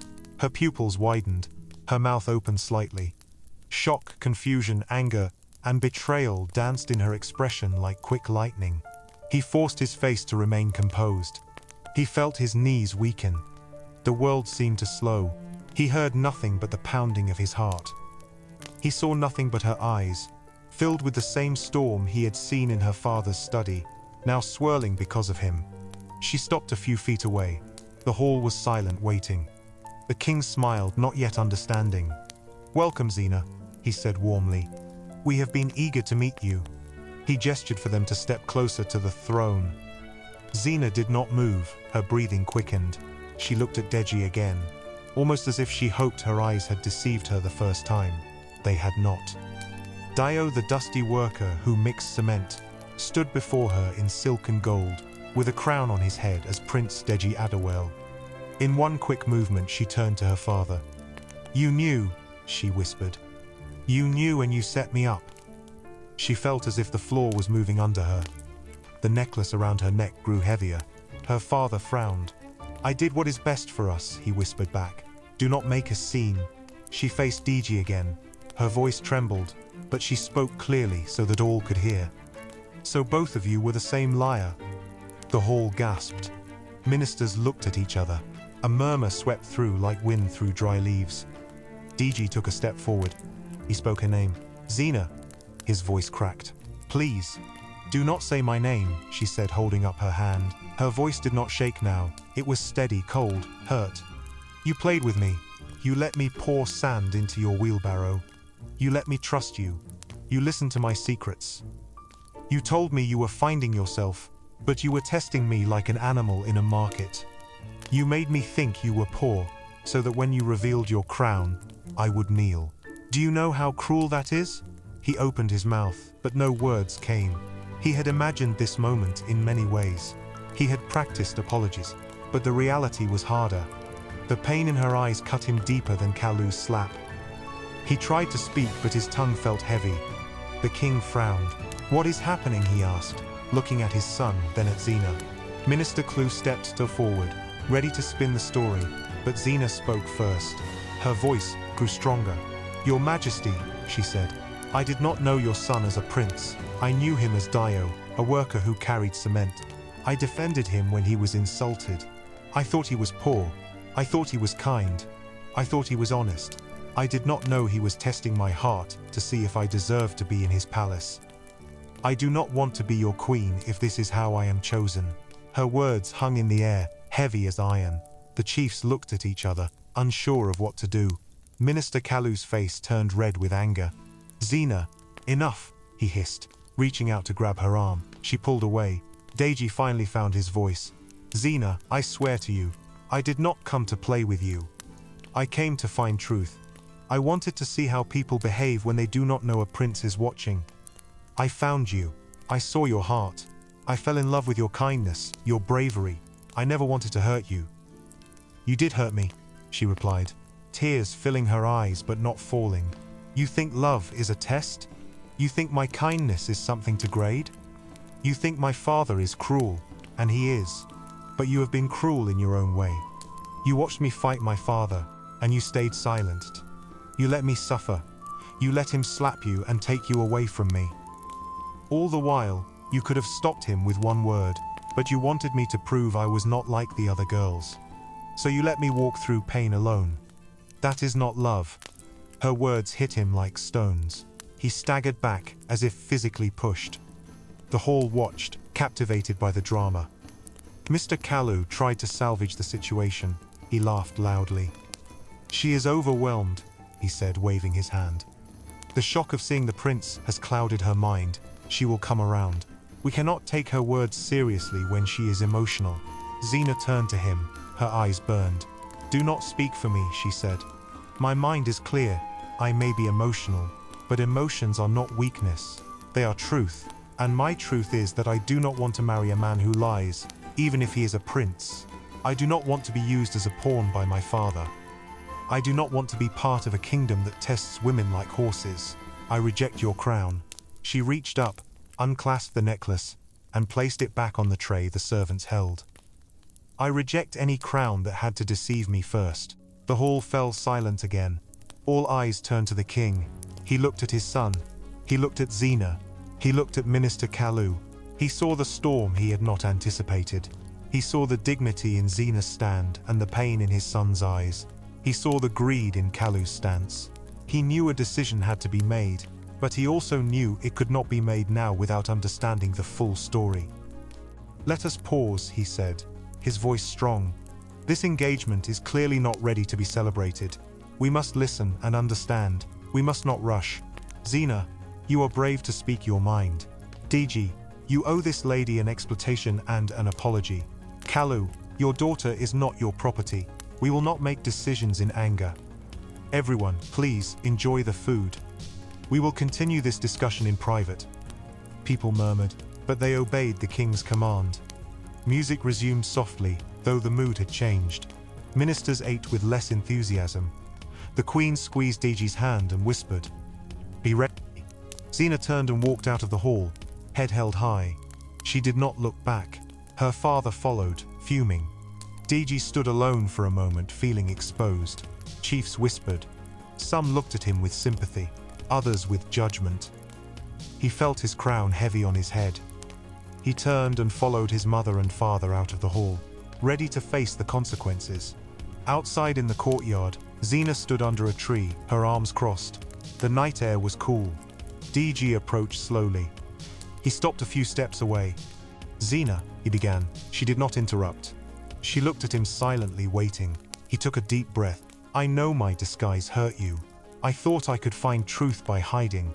I realize now that truth cannot be built on lies. I should have told you sooner. I was afraid of losing you, afraid that you would think I was testing you, and in my fear, I did exactly what I tried to avoid. I am sorry." She blinked once. "Do you understand why I am angry?" "Yes," he said, "because I did not trust you with my truth. Because I watched you struggle without using the power I had to help. Because I made you feel small when I should have lifted you. Because I let your father think he had control. Because I thought I was being wise by waiting for the right moment. But I was really being selfish, protecting myself from discomfort while you suffered." She nodded slowly. "It will take time for me to forgive you," she said. "I may forgive you someday, I may not. I need space to feel my anger and my hurt. Do not rush me. Do not expect a happy ending because you apologized. My heart is not a door you can knock on and walk through just because you said sorry. I will not rush you," he said. "I will accept whatever decision you make. I hope you will find space in your heart to see that I truly care. I will wait, but I will also act. I will not let your father close the children's center. I will not let him hurt workers. I will use my power to correct what I can. I am not asking you to love me again. I am promising you, I will do what is right." She looked down, tears finally spilling over. She wiped them away quickly. "Thank you for saying that," she whispered. "It makes a difference. Not for love, but for justice." She took a deep breath. "We are not done talking, but not now. My father is coming." Minister Kalu stormed toward them. "What are you doing?" he snapped. "I told you to leave. You will not embarrass me further." He grabbed Xena's arm. She jerked it free. "You are not my owner," she said. "I will leave because I choose to, not because you command me." He narrowed his eyes at Deji. "You have insulted my family," he hissed. "You will regret this. Do you think you can humiliate me and still keep your throne?" "You are naive." Deji stood tall. "I did not humiliate you. Your greed did. You arranged this without caring about her feelings. You threatened children to force her. You slapped me because you thought I was poor. You use your power to harm. That is the humiliation, not us." Kalu's face turned purple with rage. He sputtered. "You will pay. I will pay by losing your support," Deji said. "But I will not pay with my soul. My throne cannot be built on fear. I will not bow to your threats." Kalu pointed a finger at him. "This is not over," he said. "I have friends. I have power. You will regret turning against me." He turned and stalked away, pulling Xena with him. She resisted but followed because she needed to protect the children. Deji watched them go. He felt shaky. He turned and walked toward the palace garden to clear his head. The smell of flowers mingled with the heavy scent of politics. Bayo met him halfway. "You did well," Bayo said quietly. "You spoke truth. It was painful but necessary." "It hurt her," Deji said, his voice rough. "Yes," Bayo replied. "She needs time. Let her be angry, let her heal. The story is not over," he paused.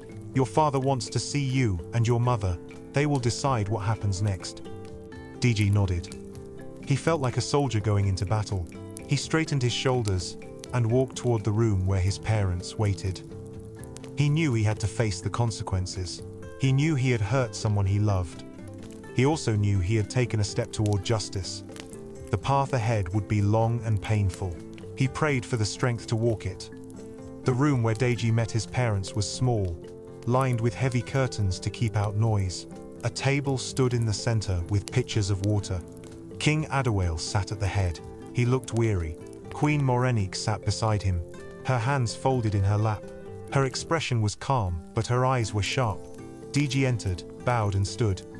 He said, "Sit," the king said, gesturing to a chair. Deji sat. The room was silent for a moment. "You have put the kingdom in a difficult position," the king began. The engagement dinner turned into a confrontation. Ministers are whispering. Minister Kalu is furious. He is threatening to withdraw his support and create trouble. Chiefs are confused. They do not know if we will still unite with Kalu's family. They wonder if our royal word means anything. "I did not promise to marry his daughter," Deji said. "You and he arranged it without my consent. You are the prince," the king said sternly. "Your consent is assumed in matters of state." "It should not be," Deji replied. "I am not a tool. I am not a piece of cloth to be swapped. I must have a say in who I marry, and she must have a say too." She said no, publicly. "We should respect that." "She disrespected the throne," the king countered. "She embarrassed us. She should have spoken privately. Now, people will think the crown is weak, that anyone can reject us in front of chiefs and get away with it." "She was honest," the queen said softly. "Honesty is not disrespect. The issue is how we handle it. If we punish honesty, we encourage lies." King Adawale sighed. "I understand her feelings," he said, "but feelings cannot guide a kingdom. Politics must. We needed Kalu. We needed his influence. Now we may lose him. He will align with our enemies. He will fund opposition. Our roads, schools, and health projects will be blocked. The people will suffer. And they are not suffering now?" Deji asked quietly. "They suffer because wages are stolen on our projects. They suffer because men like Garba abuse them. They suffer because chiefs sit in halls eating while children go hungry. What is the point of building bridges if they lead to injustice?" The king looked at him sharply. "What are you talking about?" Deji took a deep breath. "I disguised myself and worked on the hotel construction. I saw men being cheated. I saw them go unpaid for weeks while money was siphoned by contractors and ministers. I saw how the workers lived, how they were treated like animals. I saw how little of our royal money reached them. I saw Minister Kalu use his power to threaten his daughter with the children's center. I collected evidence. Bayo has a ledger with names, dates, and amounts. He can show you." The queen and king exchanged glances. The queen spoke first. "Deji, you hid from us?" "Yes," he said. "I was tired of fake smiles. I needed to see the real kingdom. I needed to understand what ordinary people experience. I did not tell you because I knew you would worry. I am sorry for that. But because I did, I have learned things we would never hear through reports. We cannot ignore them." "What evidence?" the king asked, his voice low. "Show me." Bayo stepped forward from the corner of the room.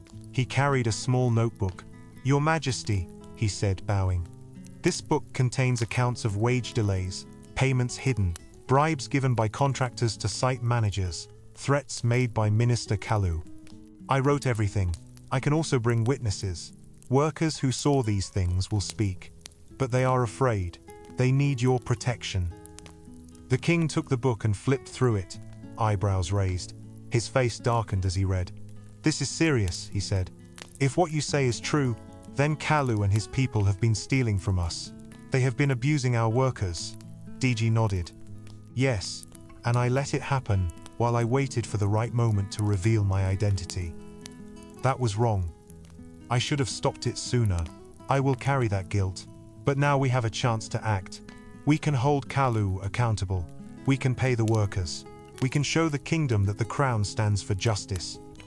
The queen placed her hand on the king's arm. Adwell, she said, her voice gentle, we have always wanted to rule with fairness. It is why the people respect us.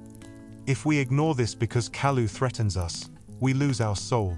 If we ignore this because politics is messy, we lose our right to lead. We must choose justice, even if it costs us alliances. We will find new allies. But we cannot build our throne on stolen wages and broken promises. The king closed his eyes for a moment. When he opened them, resolve shone in them.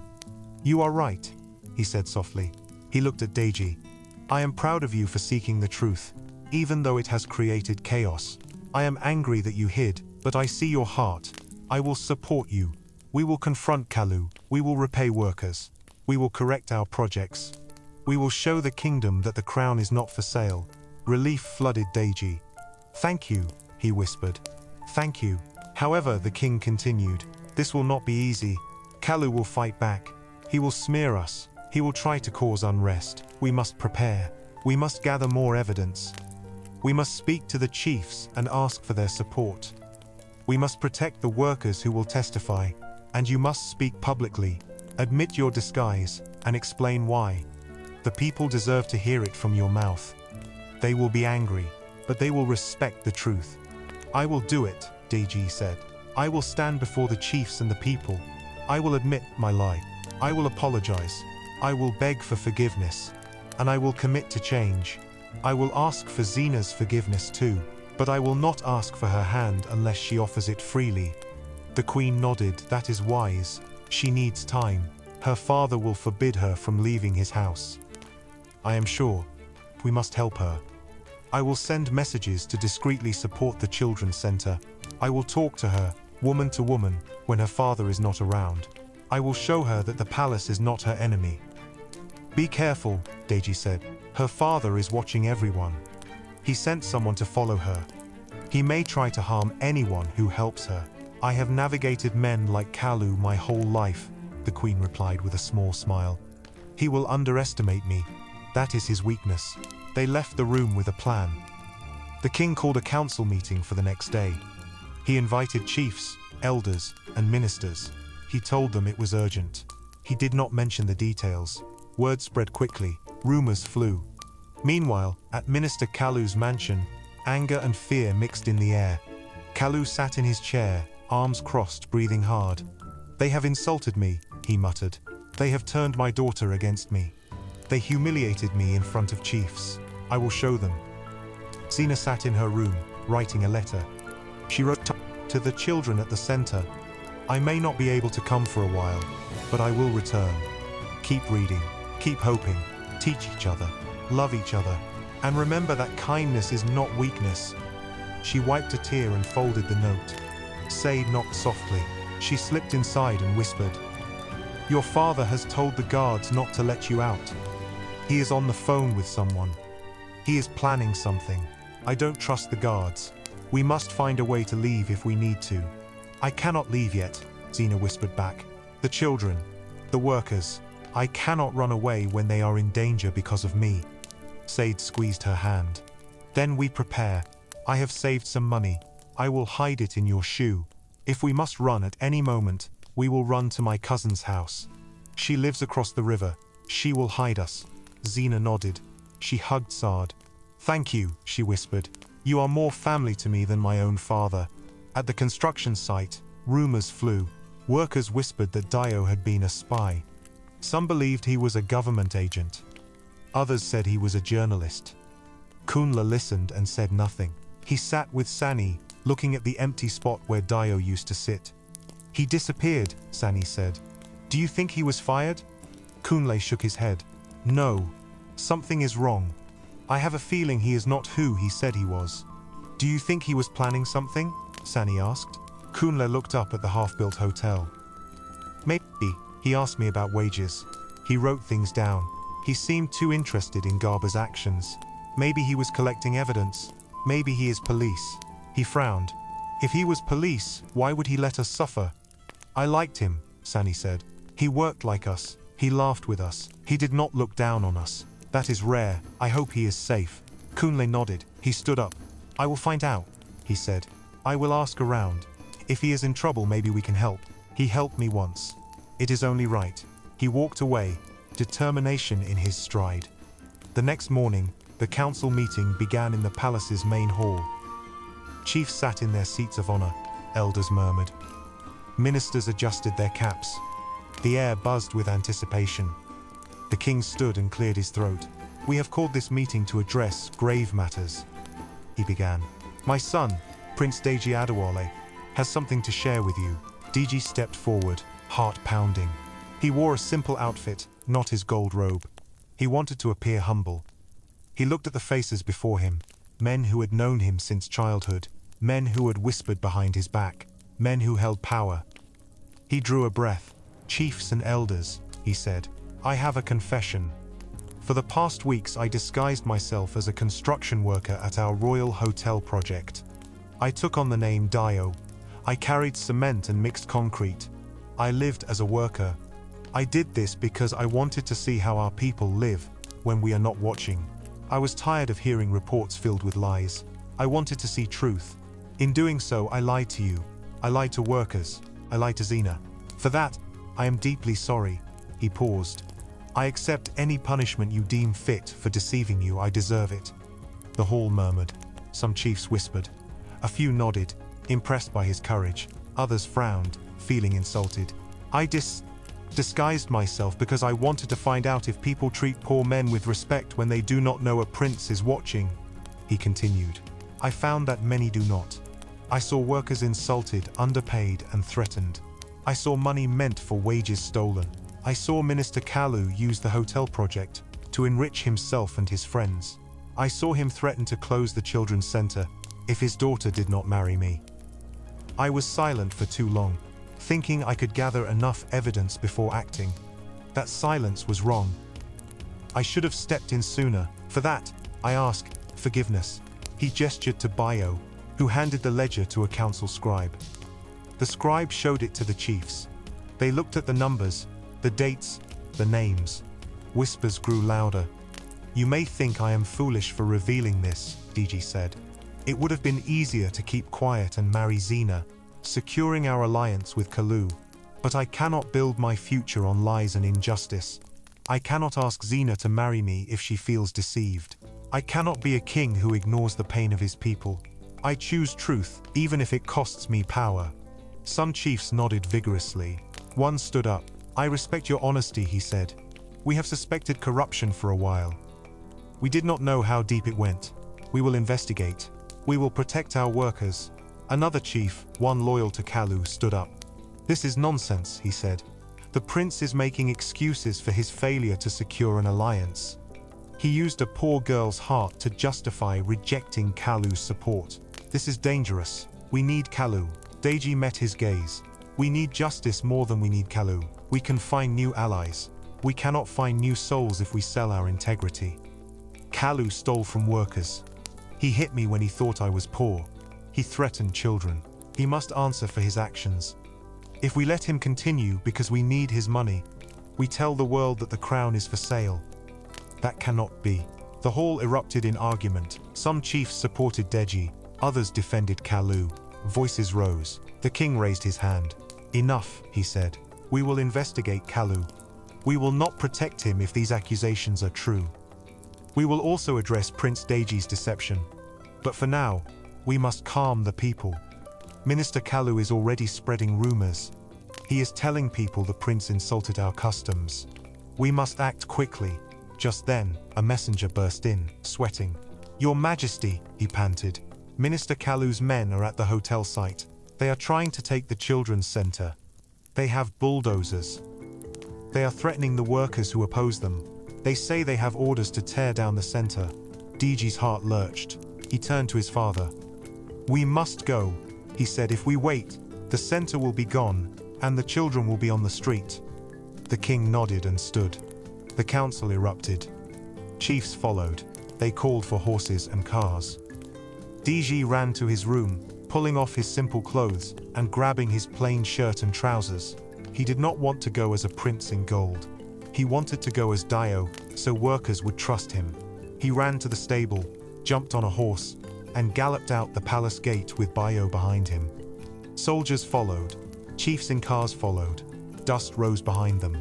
At Minister Kalu's mansion, Xena watched from her window as trucks with bulldozer blades rolled out. She grabbed her bag and ran to Sai. "They are going to the center," she whispered. "We must go. We must stand there. We cannot let them destroy it." Said nodded, grabbing a scarf. "The guards will not let us out," she whispered. "But there is a hole in the back wall of the garden. We can squeeze through." They ran through the corridor, hearts pounding. At the end, they found a gap behind a pile of bricks. Sadie pushed Xena through. Xena's dress snagged, but she freed herself. They crawled under vines and dropped into a narrow alley behind the mansion. They ran, breathless, toward the road. They flagged down a passing bike. "Please, to the hotel site," Xena begged. The man recognized her and nodded, letting them climb on. They sped off, her hair whipping back, the wind carrying their whispered prayers. At the construction site, chaos reigned. A bulldozer with a roaring engine moved toward the children's center. Two men in suits shouted orders. Workers surrounded the bulldozer, trying to block its path. Kunli stood at the front, arms outstretched. "This is our center," he shouted. "You cannot destroy it." A man in a suit pushed him. "Get out of the way, filthy worker," he said. "We have orders from the minister, sir." Workers shouted. Children cried. Some women pleaded. Others threw stones at the bulldozer. One of the suits pulled out a pistol and fired into the air. The workers froze for a moment, fear flashing. The man aimed the gun at Kunle's feet. "Move or die," he said. Kunle's jaw set. He did not move. Deji arrived on horseback at that very moment. He jumped down and ran, pushing through the crowd. He wore a plain shirt. Dust covered his boots. His heart pounded. "Stop," he shouted. The man with the gun turned. Deji recognized him as one of Kalu's bodyguards. The bodyguard sneered. "Who are you?" he asked. "You want to too." "I am Dio," Deji said. "And you are not tearing down this center." He stepped closer. The bodyguard laughed. "Dio, the worker? Move aside, boy." "No," Deji said. He stood between the bulldozer and the building. "If you want to drive, you will have to drive over me." Kunle looked at him, eyes wide. He whispered. "Dio," Sani whispered. He came back. The man raised the gun. "Do not be foolish." Deji heard horses galloping. He turned slightly to see his father, mother, and soldiers arriving. The soldiers spread out, swords drawn. Chiefs climbed out of cars, shouting. The man with the gun grew pale. He lowered the gun. The king dismounted and walked forward. "What is happening here?" he demanded, his voice like thunder. The man stuttered. Minister Kalu said. "He said we should. He is not king," the queen snapped. "Drop your weapon." The man obeyed. Soldiers took the gun. The bulldozer engine sputtered and died as the driver shut it off. Fear overtaking obedience. Xena arrived at that moment, breathless.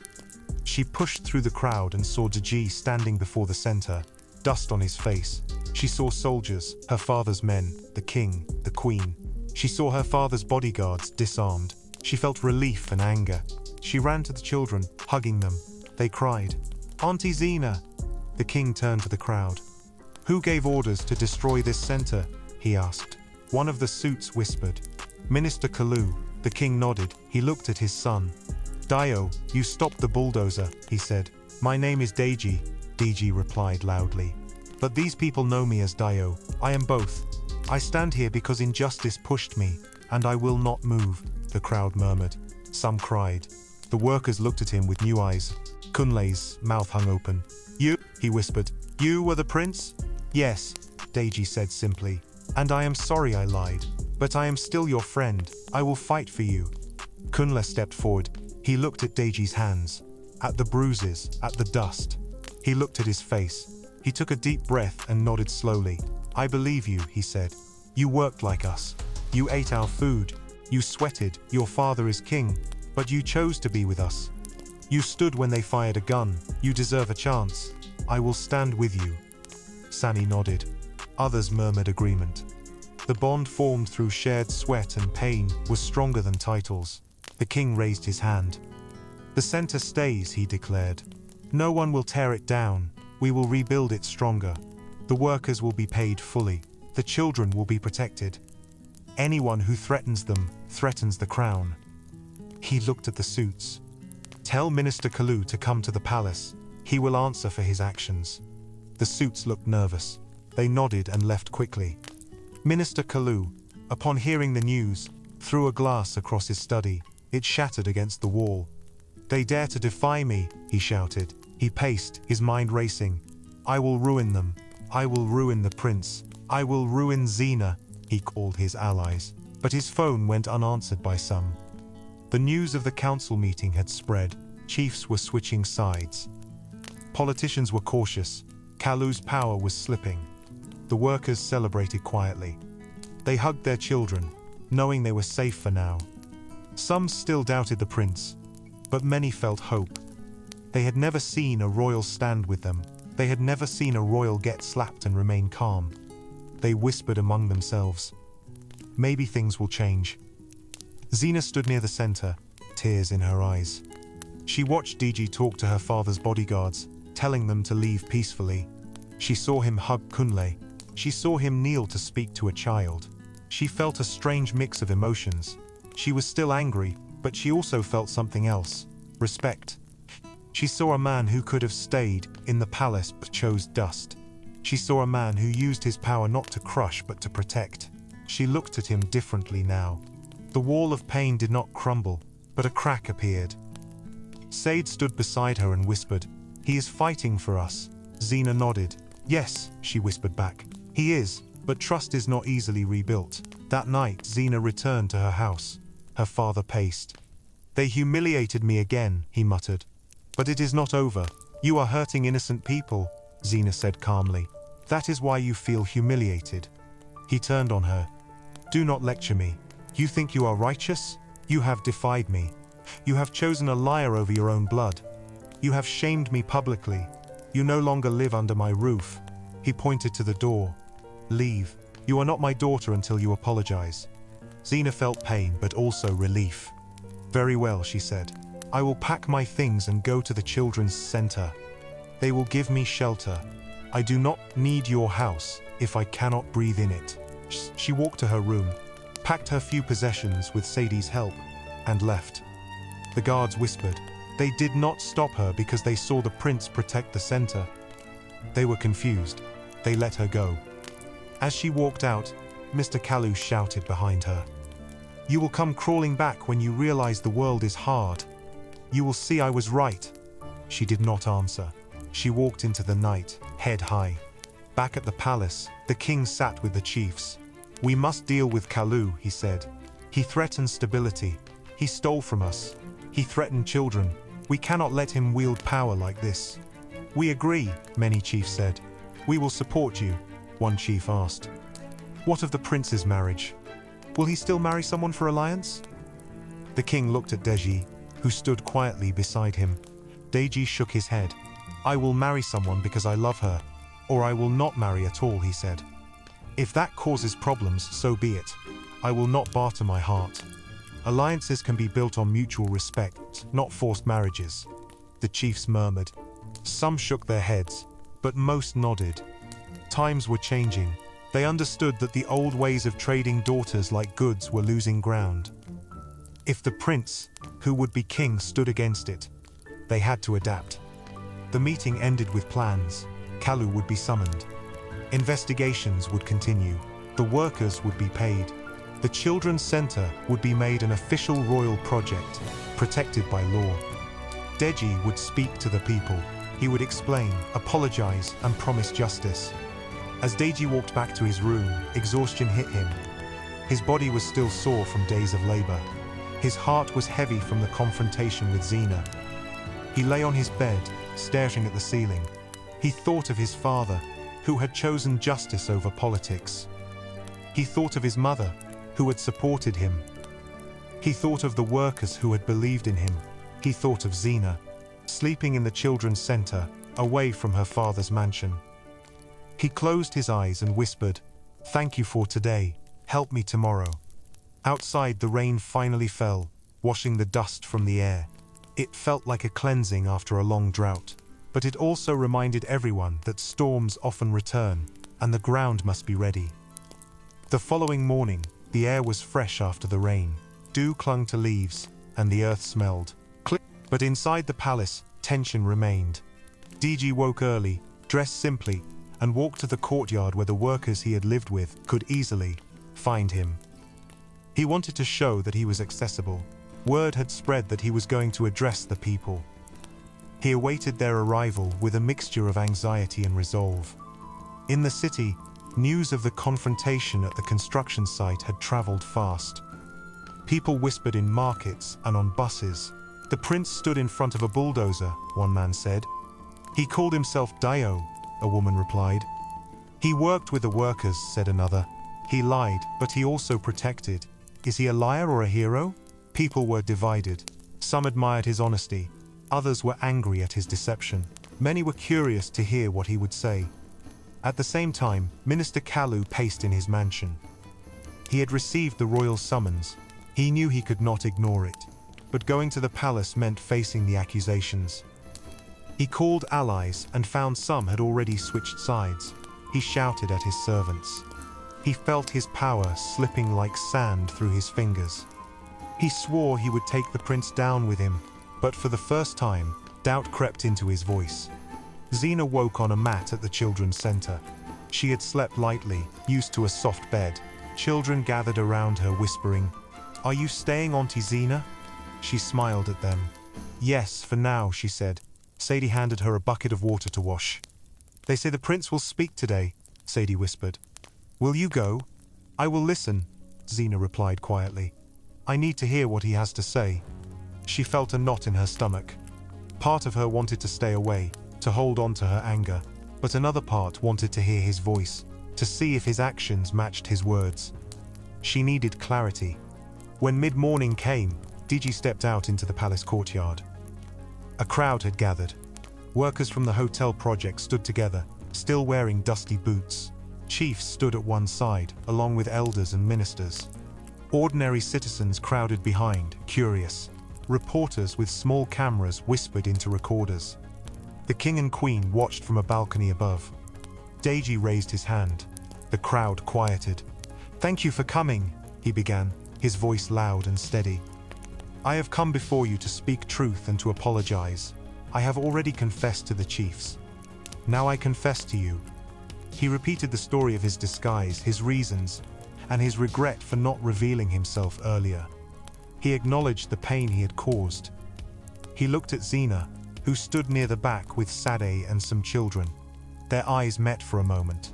He saw caution in her gaze, but also interest. "I lied because I wanted to see the truth," he said. "I saw workers mistreated. I saw money stolen. I saw kindness in places I did not expect. I saw cruelty from those who are supposed to protect. I let my fear of losing your trust make me hurt you. For that, I am sorry." He turned to the workers. "Kunli, Sani, all of you, you welcomed me when I was weak. You taught me how to carry blocks. You shared your food with me. You didn't laugh when I spilled sand. You stood with me when a gun was pointed at us. I lied to you about who I was, but I never lied about respecting you. I respect you more than I can say. I will work to make sure you are paid and protected." Kunli nodded slowly, listening.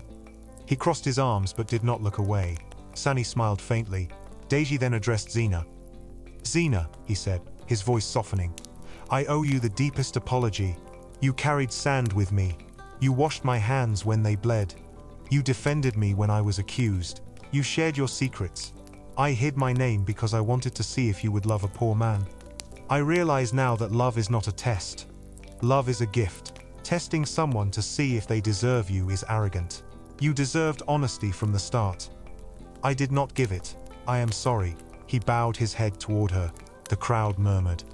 People looked at Zina. She felt her face flush with emotion. She kept her head high. She did not smile or frown. She simply nodded once. I will not ask for forgiveness today, he continued. Forgiveness must come freely. I will wait, but I will make amends by acting. First, I will ensure the workers are paid and that our projects are audited. Second, I will protect the Children's Center by law. Third, I will step from talk of alliances with families who use threats to get what they want. We will find allies who believe in justice. Fourth, I will work to make sure no one in our kingdom is forced to marry for politics or money. People should marry because they choose to, not because elders decide for them. The crowd erupted in surprised murmurs. Some elders frowned, some ministers whispered. But many ordinary people nodded, pleased by his words. Minister Kalu, who had arrived reluctantly at the back of the crowd, felt a chill. He heard Deji's promise to audit projects and avoid alliances with threatening families. He felt the ground shift under him. He pushed through the crowd and shouted, "You think you can stand without me? You think you can break centuries of tradition? You are naive. You need me. The people need my money. They love me. They will rise against you." One of the workers shouted back, "We do not love you. You steal from us." Others echoed him. Kunle stepped forward. "Kalu, you slapped my friend because you thought he was poor. You threatened our center. We will not support you." Kalu laughed, but the sound was hollow. "Poor fools," he said.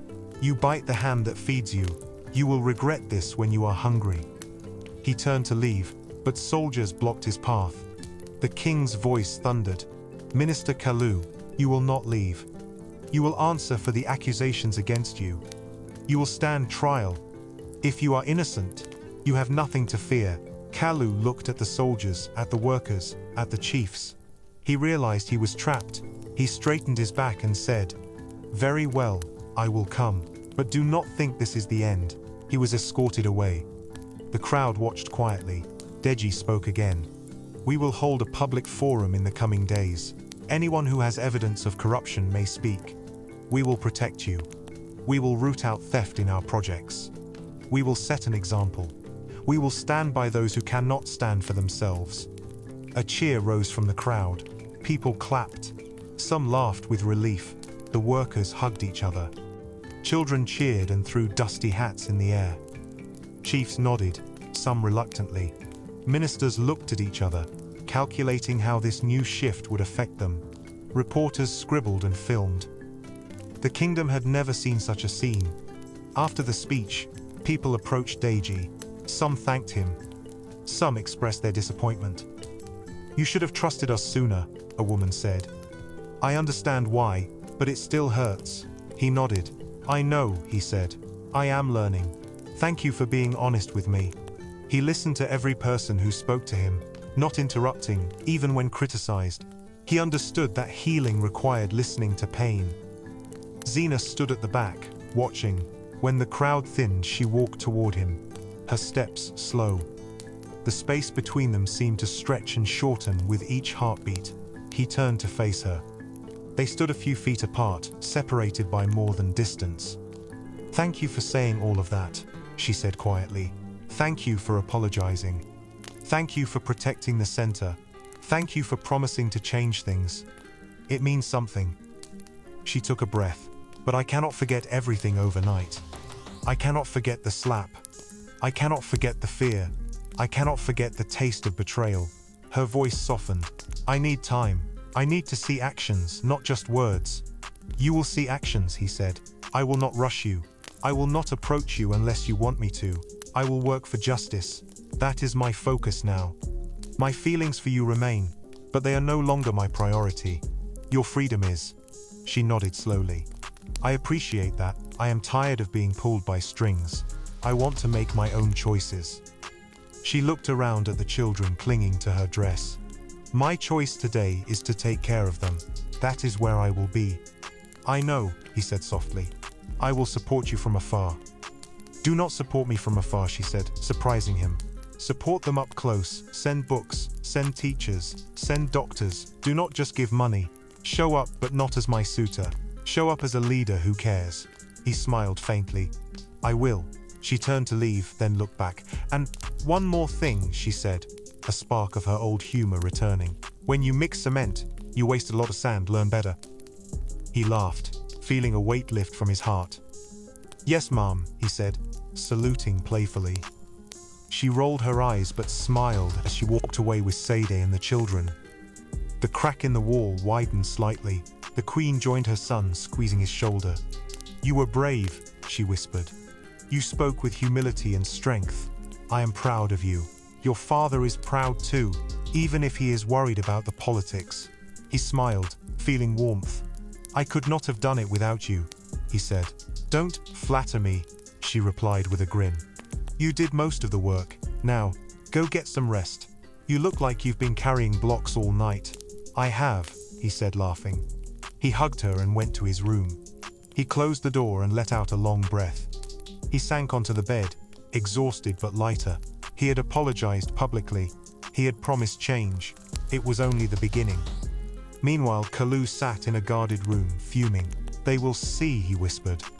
"I will not go down alone." He thought of his allies.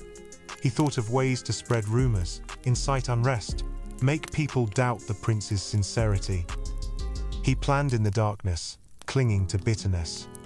Kunle visited the children's center that evening. He saw Xena reading a book to children. He sat down quietly and listened. After she finished, he approached her. "I owe you an apology," he said. "I judged you for being rich. I thought you would forget us. I was wrong. You stayed. You fought." She smiled. "We all have to learn," she replied. "Even me." He nodded. "I may be needed as a witness against Garba and Kalu. I will speak. I will tell the truth. It is scary. I have a family to feed. But we must speak. Will you stand with me?" "Yes," she said. "We will stand together. The truth needs many voices." He smiled and left, feeling stronger. The days that followed were busy. The king's investigators interviewed workers, collected testimonies, and combed through records. They uncovered more evidence of corruption. They discovered other ministers involved. Trials were scheduled. People were nervous but hopeful. DGG visited the construction site openly as the prince. He ordered immediate payment of wages. He fired Mr. Garba on the spot for abuse and theft. "Pack your things," he said. "Leave. If I ever see you on a project again, you will be arrested." Workers cheered. Some laughed, dancing. Garba sputtered, trying to protest, but soldiers escorted him out. Deji appointed Kunle temporarily to oversee workers and asked him to help choose a new manager who truly cared for workers. Kunle gulped, but nodded, realizing the responsibility. Deji also visited the children's center. He came with books, but he did not present them personally. He left them with the teachers and quietly played with the children. He read stories to them, sitting on the floor, crown off his head. Xena watched from a distance, arms crossed, her expression guarded but softening. He knew trust would take time. He was willing to wait. One afternoon, he sat with Sani under a tree. They talked about soccer and laughed.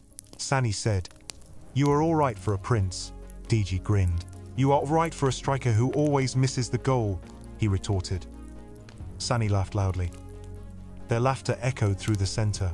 The town slowly began to adjust to the new reality. A prince who had lived among them, a minister on trial, a center protected, a royal promise of justice. Some remained skeptical. They had been disappointed before. They decided to watch and see if this time was different. In the shadows, Kalu plotted. He tried to bribe witnesses, some refused. He tried to rally allies, some turned away. He paid thugs to spread lies in markets. The prince only cares now because he was caught. He will forget when the noise quiets. Kalu was framed, but his words had lost power. He began to feel what it meant to be powerless. It ate at him. He drank more. He shouted at servants. He blamed everyone but himself. Xena continued to live at the center. She bathed children, cooked with Sadi, listened to their worries. She still loved the prince but did not trust him yet. She wrote letters to friends, explaining her decision. "I cannot marry now," she wrote. "I need time to heal. I need time to watch his actions. I need time to find myself again." She felt lighter without her father's voice in her ear, but she also missed the memory of the father who sang to her as a child. She mourned what he had become. As days turned into weeks, The center received more support. Doctors volunteered. Teachers came. Food donations increased. It became a place of hope. Mothers brought their children, knowing they would be safe. The workers' wives visited, offering to teach sewing and cooking.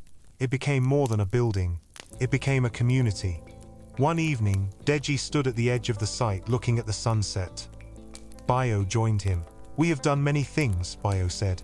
"We have paid workers. We have protected the center. We are building trust. But there is still much to do." "I know," Deji replied. "Corruption is like weeds. You pull one out, more grow. We must keep pulling. We must keep planting truth. We must keep watering justice."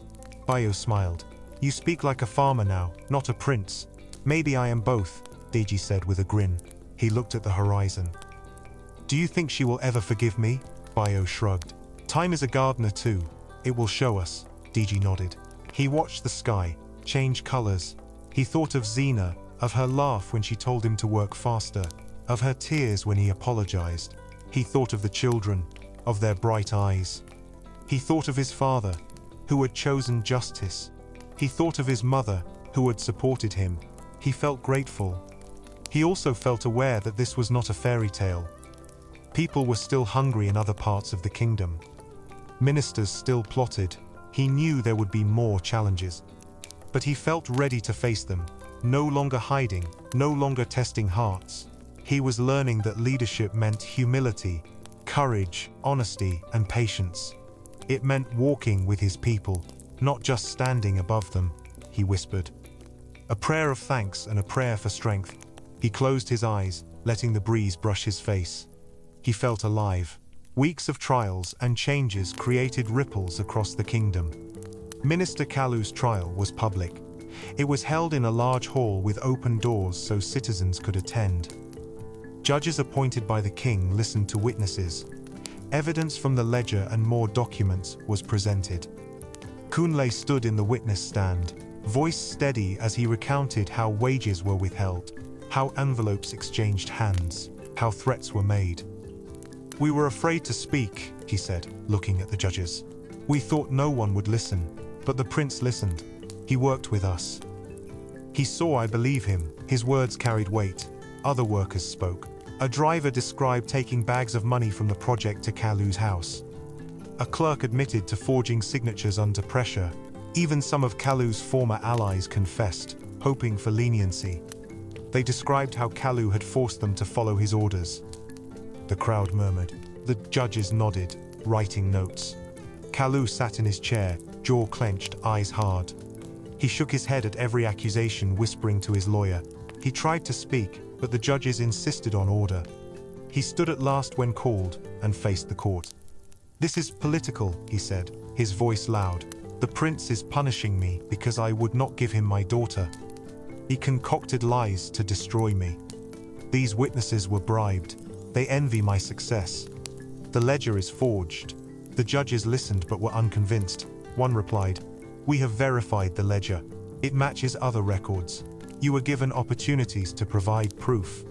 You provided none. Your witnesses are silent. Your words hold no weight without evidence." Kalu's face flushed. He looked at Xena sitting in the audience. She did not look away. He saw cold determination in her eyes. He clenched his fists. "Traitor," he mouthed. She did not react. Outside the hall, markets buzzed with talk of the trial. People debated. Some still supported Kalu, saying he had built schools and provided jobs.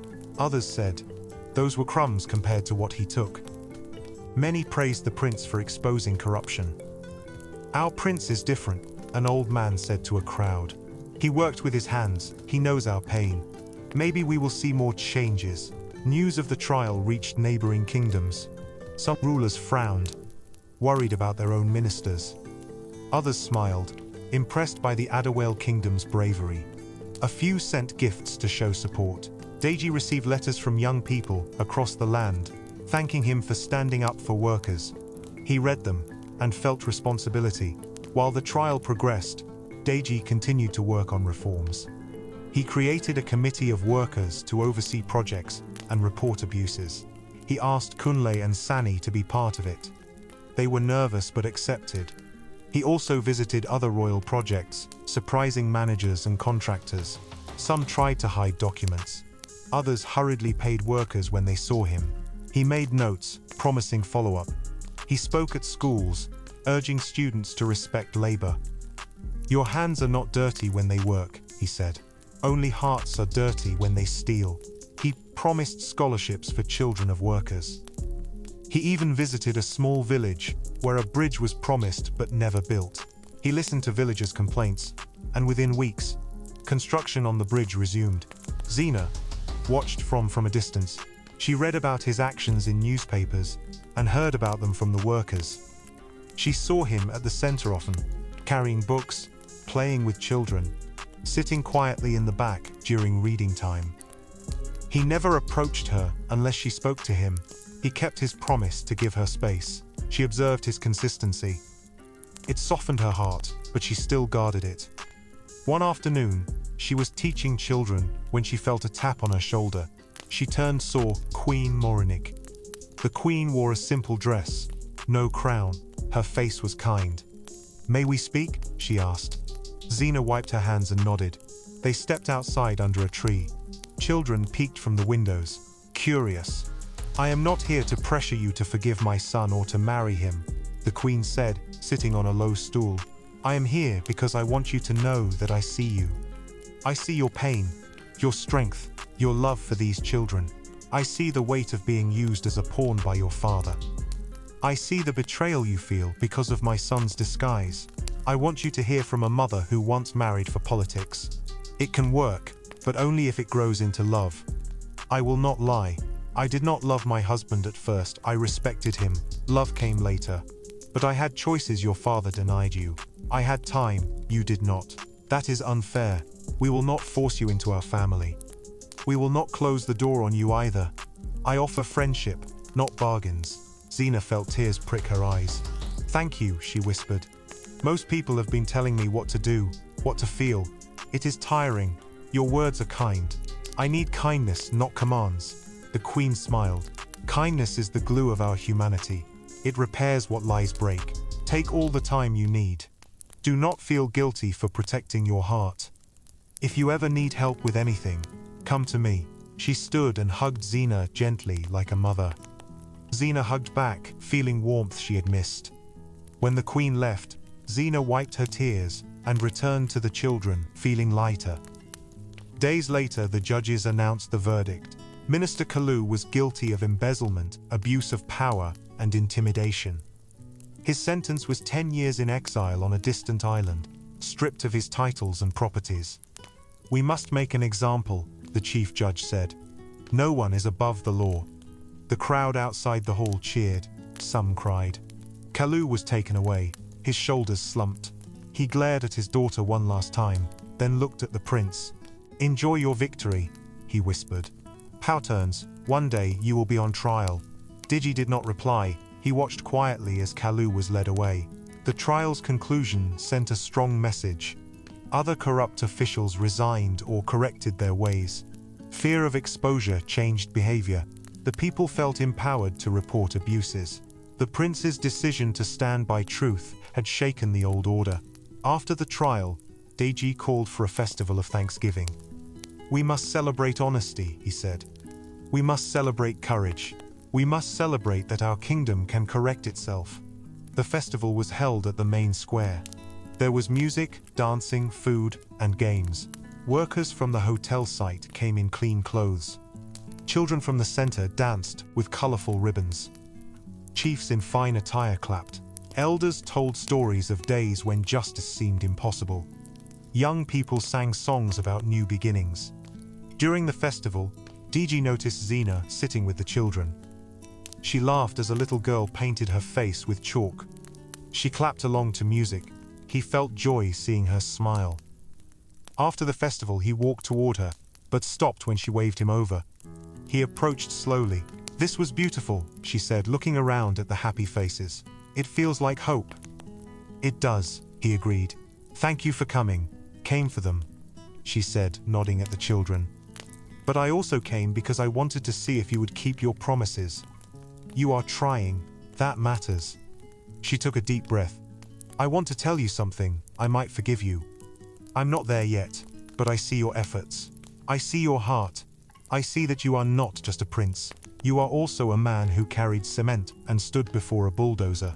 You made mistakes, but you owned them. That matters. He nodded, his heart beating faster. Thank you, he said. Hearing that means more than you know. I will continue to work. I will continue to prove that I am worthy, not because I want you, but because it is right. She smiled softly. Good. Now, dance. You look too serious. Let the children show you how. She pushed a little boy toward him. The boy laughed, grabbed Deji's hand, and pulled him into the circle of dancers. Deji laughed and moved awkwardly, trying to copy the children's energetic steps. The crowd cheered. They shouted, Prince Dio, Prince Dio, blending his two names. He laughed louder. He felt free. As he danced, he caught glimpses of Xena. She clapped and smiled, her eyes bright. Sade laughed next to her. Kunle danced like a warrior, his steps wild. Sani tried to do a backflip and fell, causing everyone to laugh. Queen Moronique danced elegantly with a group of elders. The king clapped rhythmically, his deep voice singing along. It felt like the kingdom's wounds were healing. Later, when the sun set and lanterns were lit, Deji walked to the river that ran through the town. He threw pebbles into the water, watching ripples. Xena joined him silently. They stood side by side, looking at the shimmering surface. This river has seen many things, she said softly. It keeps flowing, no matter how many stones we throw. Life is like that, he replied. We keep moving. We carry stones, we drop some, we pick new ones. Sometimes we get stuck in the current, but we find a way to swim. She smiled, looking at his reflection. You are becoming poetic, she teased.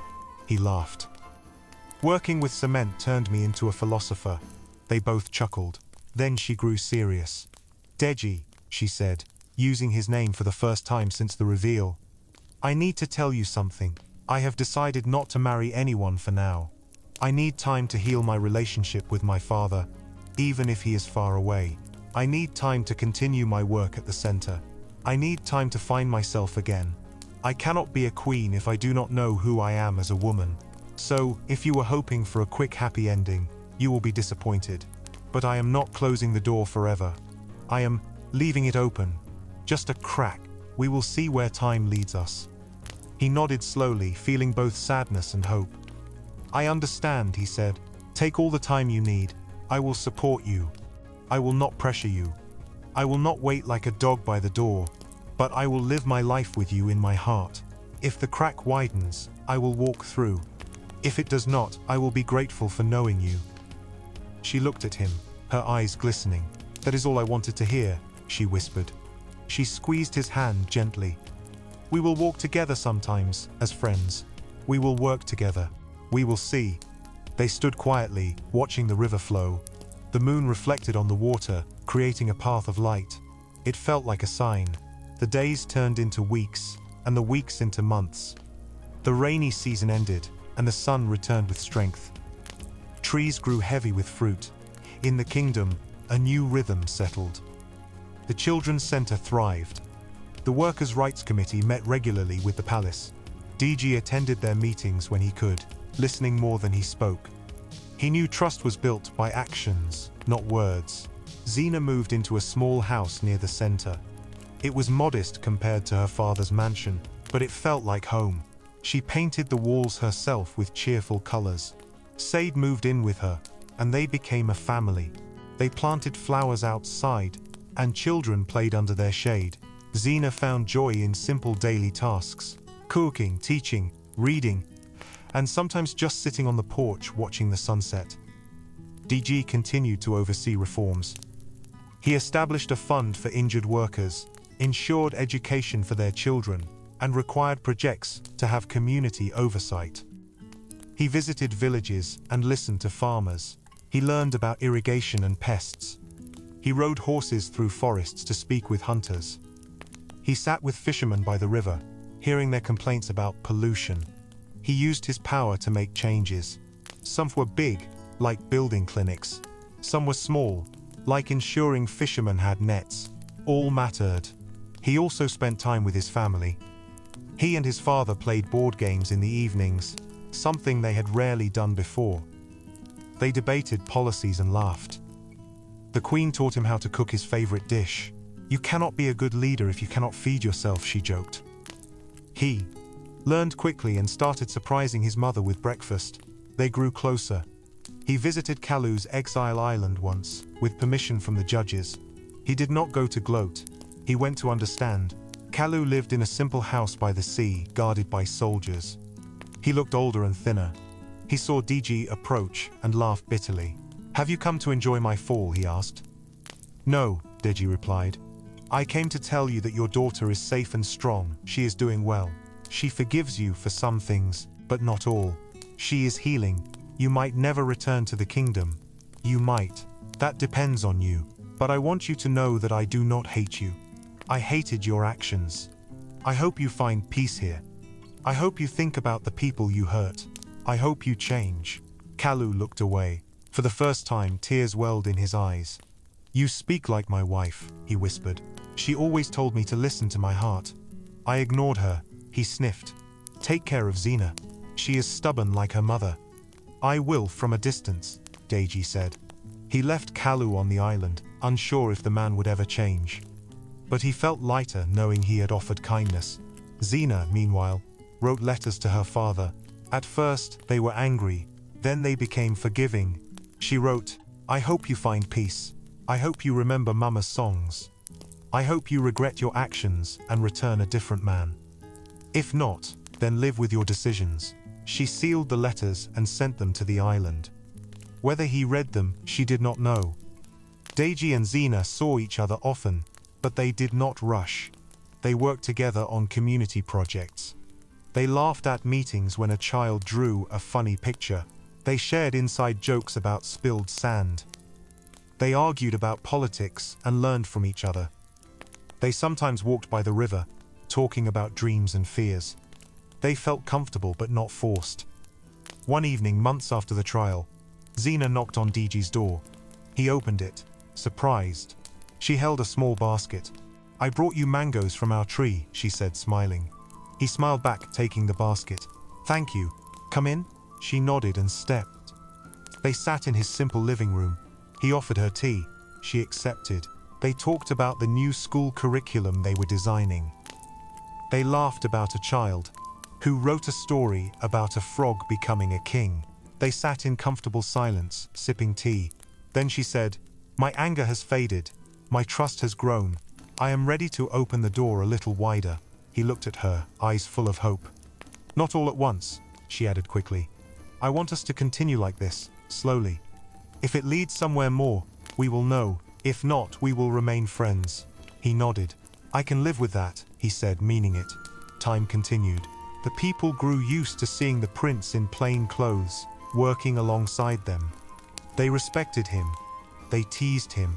They called him Dio sometimes. Without mockery, he responded. He learned to dance better. He learned to solve conflicts without shouting. He learned that leaders are servants. Years later, when the king grew ill and passed the crown to his son, the coronation was simple. Deji wore a crown, but it was lighter than before. He insisted on a ceremony open to all, not just chiefs. People from villages, markets, and fields came. They sang and danced. They threw flowers instead of money. Xena watched from a distance, tears in her eyes. She smiled as Deji was crowned King Deji Adewale. After the coronation, he walked through the crowd, greeting people. He found Xena standing by the children she loved. He bowed slightly, even though he was king. "Hello," he said. She laughed. "You bow to me? You are king." "I bow to kindness," he replied. The children giggled. Later that night, after the festivities ended and the lanterns were extinguished, Deji stood at the balcony of his room. He looked at the stars. He thought of his journey.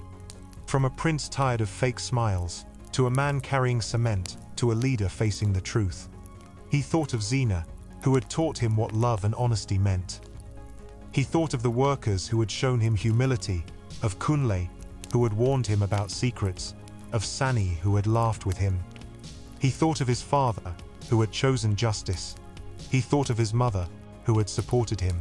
He felt grateful. He whispered into the night, thank you to everything and everyone. He knew life would continue to be hard sometimes. He knew more trials would come. But he also knew that he would face them with honesty, kindness, and courage. And somewhere near the children's center, a woman named Zena sat on her porch, watching the same stars. She held a cup of tea, savoring the peace. She smiled, feeling content. She knew she had a choice. She knew she could open her door wider when she was ready. She knew time was a friend, not an enemy. She whispered, "Thank you too." The kingdom breathed, not without problems but with hope. The river flowed, the children grew, the workers built, the mango trees bore fruit, and two hearts beat, sometimes near, sometimes apart, always connected by truth and the power of choice.